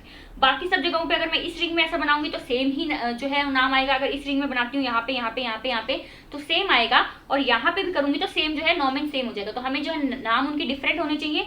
तो क्या क्या हमारे पास पॉसिबिलिटीज बनती है, एक तो हमारे पास ये स्लॉट बनता है, यहाँ पे क्लोरीन लगा सकते हैं, दूसरे में हम यहाँ लगा सकते हैं, तीसरे में हम यहाँ क्लोरीन लगा सकते हैं, और फोर्थ में हम यहाँ क्लोरीन लगा सकते हैं। तो ऑप्शन नंबर ए जो है वो हमारा करेक्ट ऑप्शन है। 81 नंबर क्वेश्चन का ऑप्शन नंबर ए, ठीक है। चलिए तो नेक्स्ट देखते हैं हम 82 number question. How many structural isomers of C6H12 3 member ring. C6H12 के क्या पूछ रहा है हमसे, आइसोमर्स पूछ रहा है, पर सिर्फ 3 मेंबर रिंग वाले पूछ रहा है, ठीक है। हमें ये ध्यान रखना है 3 मेंबर रिंग वाले ही बनाने हैं हमें, ठीक है। मैथ एट प्रोप साइक्लोप्रोपेन जो है वो हमें बनाना है, ओके। तो देखें क्या पॉसिबिलिटीज बनती हैं, आइए पॉसिबिलिटीज को चेक कर लेते हैं हम एक बार। देखो पॉसिबिलिटीज जो है मेरे पास 3 मेंबर रिंग की अगर ये बोल रहा है तो C6H12 के केस में हमें पता है इसमें 4 मेंबर साइक्लिक कंपाउंड और 3 मेंबर साइक्लिक कंपाउंड बनते हैं, ठीक है। तो 6 जो है वो हमारे 3 मेंबर साइक्लिक कंपाउंड बनते हैं, 6 बनते हैं, ठीक है। अब बना के देखते हैं हम हमारे पास, अगर हमारे पास देखें तो एक पॉसिबिलिटी जो है वो हमारे पास कुछ ऐसी बनती है, ठीक है। अगर दूसरी पॉसिबिलिटी देखी जाए तो अगर मैं इसको यहाँ पे ऐसे करके ऐसे लगा दूं, दूसरी पॉसिबिलिटी मेरे पास ये बनती है। तीसरी पॉसिबिलिटी देखी जाए तो मेरी यहाँ पे ऐसे एंड ऐसे, ठीक है। 3 पॉसिबिलिटी मेरे पास ये बनती है। अगर चौथी पॉसिबिलिटी मैं देखूं तो मैं इसको नीचे भी लगा सकती हूँ, तो मैंने इसको यहाँ नीचे लगा दिया और इसको जो है वो मैंने एज इट इज रखा, एज इट इज इसी तरह, और उसको मैंने नीचे लगा दिया। अब चौथी प्रॉपर्टी जो मेरे पास बनती है वो ये होती है कि मैं इसको अगर 2 को यहाँ लगा दूं तो एक को यहाँ लगा दूं तो भी मेरा पूरा हो जाता है। और last but not the least that is this and this, ठीक है। तो मेरे पास कितनी पॉसिबिलिटीज बन रही है, 1 2 3 4 5 एंड 6 पॉसिबिलिटीज जो है वो हमारी बन रही है किसकी, C6H12 की 3 मेंबर रिंग की, ठीक है। तो कौन सा ऑप्शन होगा, option number C is are correct option. 6 possibilities are formed. चलिए तो अब आता है क्वेश्चन नंबर 83 क्वेश्चन है number of positional isomers. Positional isomers जो है वो आपको बताने हैं किसके, ये जो हमें एक देखा है कंपाउंड जो है वो हमें देखा है इसके पोजिशनल आइसोमर्स बनाने हैं। तो लेट्स सी कौन कौन से आइसोमर्स जो है ये बनाता है। बना के देखते हैं हम हमारे कौन कौन से आइसोमर्स जो है वो इससे बनेंगे। आइए चलिए, तो अगर देखा जाए सबसे पहले तो मैं यहाँ पे इसको ड्रॉ कर लेती हूँ। ठीक है, तो CH3 तो हमारा अपनी सेम जगह पे रहेगा। अप्रोक्सीमेटली देख के मैं 4 एक ड्रॉ कर लेती हूँ, उसके बाद हम देखते हैं कि इसमें कोई पॉसिबिलिटीज बन सकती है या नहीं बन सकती। ठीक है, तो यहाँ पे भी मेरा CH3 रहेगा, तो यहाँ पे भी जो है मेरा CH3 रहेगा। चलो अब एक बार 4 बना के देखते हैं कि क्या ये 4 जो है पॉसिबल है या नहीं है। एक तो हमारा यही वाला हो गया NO2, ठीक है, एक हमारा हो गया NO2, और हम इसको यहाँ पे अगर NO2 लगा दे तो ठीक है, तो यहाँ पे जो है इसको हम क्या नाम दे सकते हैं 1 2, तो इसको जो है 2 3 डाइनाइट्रोबेंजीन, इसको जो है मैं कह सकती हूँ 2 4 नाइट्रोबेंजीन। अब इसको 2 5 बना दूं तो ठीक है 2 3 4 5, अगर इसको यहाँ लगा दूं तो 2 5 हो गया, और 2 6 बना दूं, ठीक है 2 3 4 5 6, तो यहाँ बना सकती हूँ 2 6 के बाद एक 3 4 भी हम बना सकते हैं ना, 3 4, अगर 3 4 देखें तो मेरे पास 3 4 4, तो इसको भी बना सकती हूँ NO2 बना सकती हूँ, यहाँ CH3 बना सकती हूँ। और अगर मैं इसको 3 5 भी हमारा बन जाएगा, 3 5 के बाद हमारे नहीं बनेंगे है ना, 3 5 हमारा बन जाएगा CH3, ये हो गया, ये 3 हो गया हमारा, 4 और 5 तो 3 5, ठीक है, तो हमारे पास क्या हो गया 3 4 और 3 5, इतने सारे जो हैं हमारे पास 1 2 3 4 5 6 बन गए हैं। ओवरऑल अगर इसका देखा जाए तो नेम क्या होता है, देखिए हम जो है स्पेस है नहीं हमारे पास, तो इसलिए हम जो है इसको ब्लैक पेन से यहीं पे अगर इसको रिटर्न कर दे तो है ना, तो मेरे पास नाम आता है इसका 1 मिथाइल, क्या नाम था इसका 1 मिथाइल 2 3, जो हमें दिया गया था dinitro benzene, 1 methyl 2 3 dinitro benzene, ये दिया गया था। अब इसके अकॉर्डिंग हमने यहाँ पे 2 3, फिर हमने 2 4 डाइनाइट्रोबेंजीन ले लिया, 2 5 डाइनाइट्रोबेंजीन, 2 6 3 4 एंड 3 5, तो इसके जो है 1 2 3 4 5 6 आइसोमर्स जो है वो बन सकते हैं। तो 83 नंबर क्वेश्चन का C नंबर आंसर जो है वो करेक्ट आंसर है।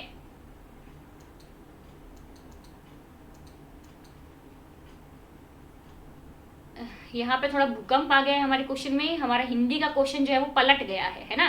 चलिए कोई बात नहीं, हम इंग्लिश के क्वेश्चन के अकॉर्डिंग जो है अपना आंसर देख लेते हैं। इंग्लिश में भी ऑप्शंस में इसमें काफ़ी मिस्टेक्स हैं, एक सेकेंड, हमें इसके लिए हमारे जो हार्ड कॉपी की आवश्यकता होगी।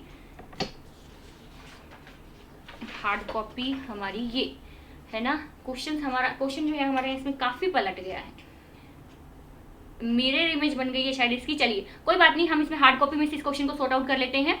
आइए चलिए, तो हार्ड हमें देखा है विच of the following is most stable, आपको मोस्ट स्टेबल जो है वो बतानी है, ठीक है। और मैं जो हूँ जो स्ट्रक्चर मैं बना रही हूँ वो आप करेक्ट स्ट्रक्चर मानिएगा, इस स्लाइड की तरफ मत जाइएगा। देखिए जो हमें दे रखा है ऐसा कुछ दे रखा है, पहले में हमें यहाँ पे जो है हमें डबल बॉन्ड दे रखा है, दूसरे में हमें यहाँ पे जो है वो डबल बॉन्ड दे रखा है, ठीक है। ये है हमारा option number first. Second number जो ऑप्शन है उसमें हमें यहाँ पे डबल बॉन्ड दे रखा है और यहाँ पे डबल बॉन्ड दे रखा है, ठीक है। और ऑप्शन नंबर थर्ड जो देखिए ऐसे करके ऐसे में दे रखा है, यहाँ पे एक डबल बॉन्ड हमें दे रखा है, यहाँ पे एक डबल बॉन्ड हमें दे रखा है। और ऑप्शन नंबर फोर्थ जो है उसमें हमें यहाँ पे जो है ऐसा कुछ दे रखा है, करेक्ट। तो ये है हमारे करेक्ट ऑप्शंस। चलिए अब इसको सॉर्ट आउट करते हैं। आइए, फर्स्ट जो ऑप्शन है हमारा isolated double bond no resonance, ठीक है। अब देखिए ये हमारा आइसोलेटेड डबल बॉन्ड है, इसमें कोई भी आइसोलेटेड डबल बॉन्ड में कोई जो है रेजोनेंस नहीं होता, तो आइसोलेटेड है ये आइसोलेटेड डबल बॉन्ड, तो नो रेजोनेंस। और सिर्फ सिंपल टू सिंपल ये वाला भी हमारा यही है, आइसोलेटेड डबल बॉन्ड है तो इसमें भी रेजोनेंस नहीं होगा, तो ये भी हमारा इनकरेक्ट है, ये भी हमारा इनकरेक्ट है। देखो कि जिसमें रेजोनेंस नहीं होगा तो वो स्टेबल नहीं हो सकता, जितना ज्यादा रेजोनेंस होता है उतना ही हम इसको स्टेबल मानते हैं, ठीक है। अब ये दो जो सिचुएशन आती है, इन दोनों में जो है कॉन्जुगेटेड है, कॉन्जुगेटेड डबल बॉन्ड है, दोनों में कॉन्जुगेटेड डबल बॉन्ड है। हमें पता है कॉन्जुगेटेड डबल बॉन्ड जो होता है वो मोस्ट स्टेबल होता है, बट इनमें दोनों में देखो क्या स्थिति दी हुई है, एक जो है वो लीनियर है, एक है वो कम लीनियर है, ठीक है। एक जो है वो ये जो है लेस लीनियर है और ये जो है वो मोर लीनियर है। और हमें पता है लीनियर जो होता है, मोर लीनियर जो होता है वो जो होता है स्टेबल होता है। तो ऑप्शन नंबर सी जो है वो हमारा करेक्ट ऑप्शन रहेगा, क्योंकि ऑप्शन नंबर थर्ड जो है वो हमारा करेक्ट ऑप्शन रहेगा, क्योंकि ये मोर लीनियर है। ओके, तो 84 नंबर क्वेश्चन का ऑप्शन नंबर 3 जो है वो हमारा करेक्ट ऑप्शन रहेगा। नेक्स्ट आता है which among the following alkene will be most stable. Most stable alkene कौन सी? तो हिंदी में अगर देखिए नीचे दी गई एल्कीनों में से सबसे अधिक स्थायी जो एल्कीन है वो आपको बतानी है। आइए लेट्स डिस्कस। इनकी सबसे पहले स्ट्रक्चर बना लेते हैं। स्ट्रक्चर के अकॉर्डिंग जो है हम इजीली फाइंड कर पाएंगे कि सबसे स्थायी एल्कीन हमारी कौन सी है। अगर बात करें तो हमारे पास है एथीन। एथीन की स्ट्रक्चर क्या होगी? 2CCH2। दूसरा हमारे पास है two methyl propene. Two methyl propene, CH2 double bond C, CH3 CH3, two methyl propene. तीसरा हमारे पास दिया हुआ है 2,3-डाईमिथाइल ट्यूब्यूटीन। ये दे रखा है हमको, ठीक है। तो इसकी अगर स्ट्रक्चर ड्रॉ करूं मैं, CH3C double bond C, single bond C, H2 यहाँ पे कर दूं, H इसको बैलेंस कर दूं, H इसको बैलेंस कर दूं, CH3 यहाँ लगा दूं, CH3 यहाँ लगा दूं, ठीक है। और फोर्थ है हमारे पास ट्यूब्यूटीन। तो CH3CCCH3, तो यहाँ पे इसको बैलेंस करने के लिए H लिख दूं, इसको बैलेंस करने के लिए H लिख दूं, तो ये मेरे पास हो गया 2-ब्यूटीन। देखिए अब इसके अंदर आपको सबसे पहले क्या देखना है, इसके अंदर आपको अगर आपसे स्टेबिलिटी पूछे तो सिमिट्री, ठीक है। अगर सिमिट्री होगी तो स्टेबिलिटी जो है उसमें सबसे ज्यादा होगी जिसमें सिमिट्री होगी। अब ये देखो, ये कंपाउंड नंबर जो 3 हमें दे रखा है 2,3-डाईमिथाइल ब्यूटीन, इसमें देखो सिमिट्री कितनी अच्छी से दी रखी है। CH3 डबल बॉन्ड CH3 और यहाँ पे जो है CH3, ये भी CH3 है, यहाँ पे हमने गलती से CH2 लिख दिया है, तो ये भी हमारा CH3 है। तो ये जो है सबसे ज्यादा सिमिट्री शो कर रहा है, तो इसका मतलब सबसे ज्यादा स्टेबल जो है वो यही होगा। तो ऑप्शन नंबर C जो है वो हमारा करेक्ट ऑप्शन है, ऑप्शन नंबर C। आइए तो 86 नंबर क्वेश्चन डिस्कस करते हैं। क्या कहता है 86 number question, which one of the following is most stable.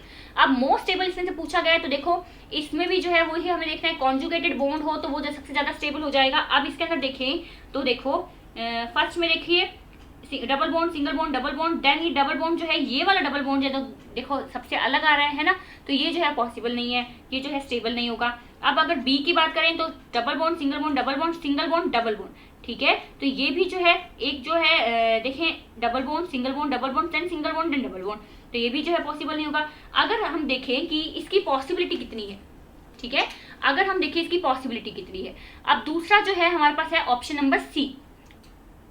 तो ऑप्शन नंबर सी की अगर बात करें तो देखो ऑप्शन नंबर सी में जो है double bond, single bond, double bond, single bond, double bond, तो ये कॉन्जुगेटेड है, बहुत ही अच्छे से कॉन्जुगेटेड है और लीनियर कॉन्जुगेटेड है, तो दैट मीन्स ये जो है हमारा आंसर है, क्या है, लीनियर। देखिए double bond, single bond, double bond, single bond, double bond, single bond, double bond, तो लीनियरली ये जो है कॉन्जुगेटेड है, तो ऑप्शन नंबर सी जो है वो हमारा करेक्ट ऑप्शन होगा। Option number C is are correct option. Okay, चलिए let's move on to next question, question number 87। Question number 87, arrange the following in decreasing order of stability. Stability के decreasing order में आपको arrange करना है इसको। सबसे पहले इसमें जो है हमको क्या देखना होगा, हाइपर कॉन्जुगेटेड हाइड्रोजन जो है वो देखेंगे, अल्फा हाइड्रोजन जो है वो देखेंगे। अल्फा हाइड्रोजन जिसके पास जितना ज्यादा होगा स्टेबल वो उतना ही ज्यादा होगा, ठीक है। अब देखें अल्फा हाइड्रोजन जो है अगर हम काउंट करते हैं तो किसके पास कितने हैं, देखो तो चलिए हम देखते हैं अल्फा हाइड्रोजन। अल्फा हाइड्रोजन की अगर मैं बात करूं तो मेरे पास 3 जो स्ट्रक्चर्स हैं वो ऐसा स्ट्रक्चर्स दे रखी है मुझे ये,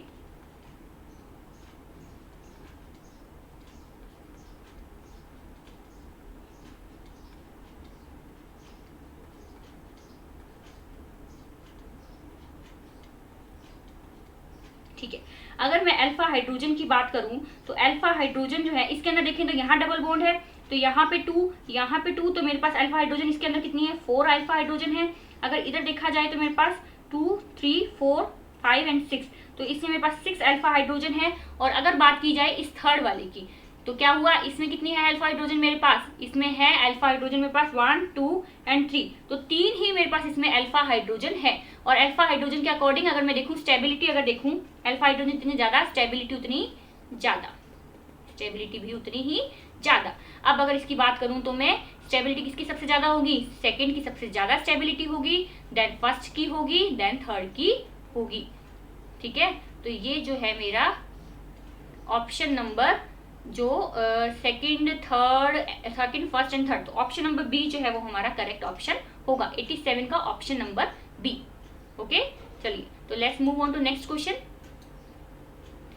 नीचे दिए गए एल्कीन में सबसे कम स्थायी एल्कीन है। सेम कंडीशन जो है वो उसमें बनी, जिससे पहले वाले क्वेश्चन में जो बनी थी वही हमें अल्फा हाइड्रोजन काउंट करना है। और अल्फा हाइड्रोजन जो है, 1 अल्फा हाइड्रोजन जो है वो सिर्फ किसके पास होगी हमारे पास, वो होगी सिर्फ सी के पास। तो ऑप्शन नंबर सी जो है वो हमारा करेक्ट ऑप्शन है। सबसे कम जो है अल्फा हाइड्रोजन इसके पास है, तो लीस्ट स्टेबल जो है वो ये वाली एल्कीन होगी। तो नेक्स्ट है हमारे पास क्वेश्चन नंबर 89। 89 नंबर क्वेश्चन पूछा है कि correct order of plus I effect. Plus I effect का करेक्ट ऑर्डर जो है वो हमें बताना है, और जो सीरीज जो है वो हम याद करते हैं उसके अकॉर्डिंग क्या होता है, ये जो है ये रहती है सीरीज, और देन जो है लास्ट में हमारा पास आ जाएगा एमाइड। तो ऑप्शन नंबर फर्स्ट जो है वो हमारा करेक्ट ऑप्शन है according to R plus I series. ठीक है, तो 89 का ऑप्शन नंबर फर्स्ट जो है वो हमारा करेक्ट ऑप्शन था। अब आते हैं हमारे लास्ट क्वेश्चन पे, that is 90 number question. 90 number question जो है हमें नोरा फतेही जो है उनको याद करना है, क्योंकि मैंने जो है उसकी ट्रिक के अकॉर्डिंग यही याद किया हुआ था कि NR जो है नोरा, मैंने इसको नोरा से याद किया था, फतेही यानी कि इसके बाद जो है F की होगी और लास्ट में जो है OR की होगी। तो नोरा फतेही के अकॉर्डिंग जो है मेरा ऑप्शन नंबर सी जो है वो करेक्ट रहता है। माइनस आई इफेक्ट जो है सबसे ज्यादा ये दिखाता है, देन ये दिखाता है, देन ये दिखाता है। हमें उसका क्या है करेक्ट ऑर्डर जो है वो बताना था, तो ऑप्शन नंबर सी जो है वो हमारा करेक्ट ऑप्शन है। तो ये था हमारा आज के जो target NEET minor test number 7 था उसका solution. Hopefully this will help you. Thank you.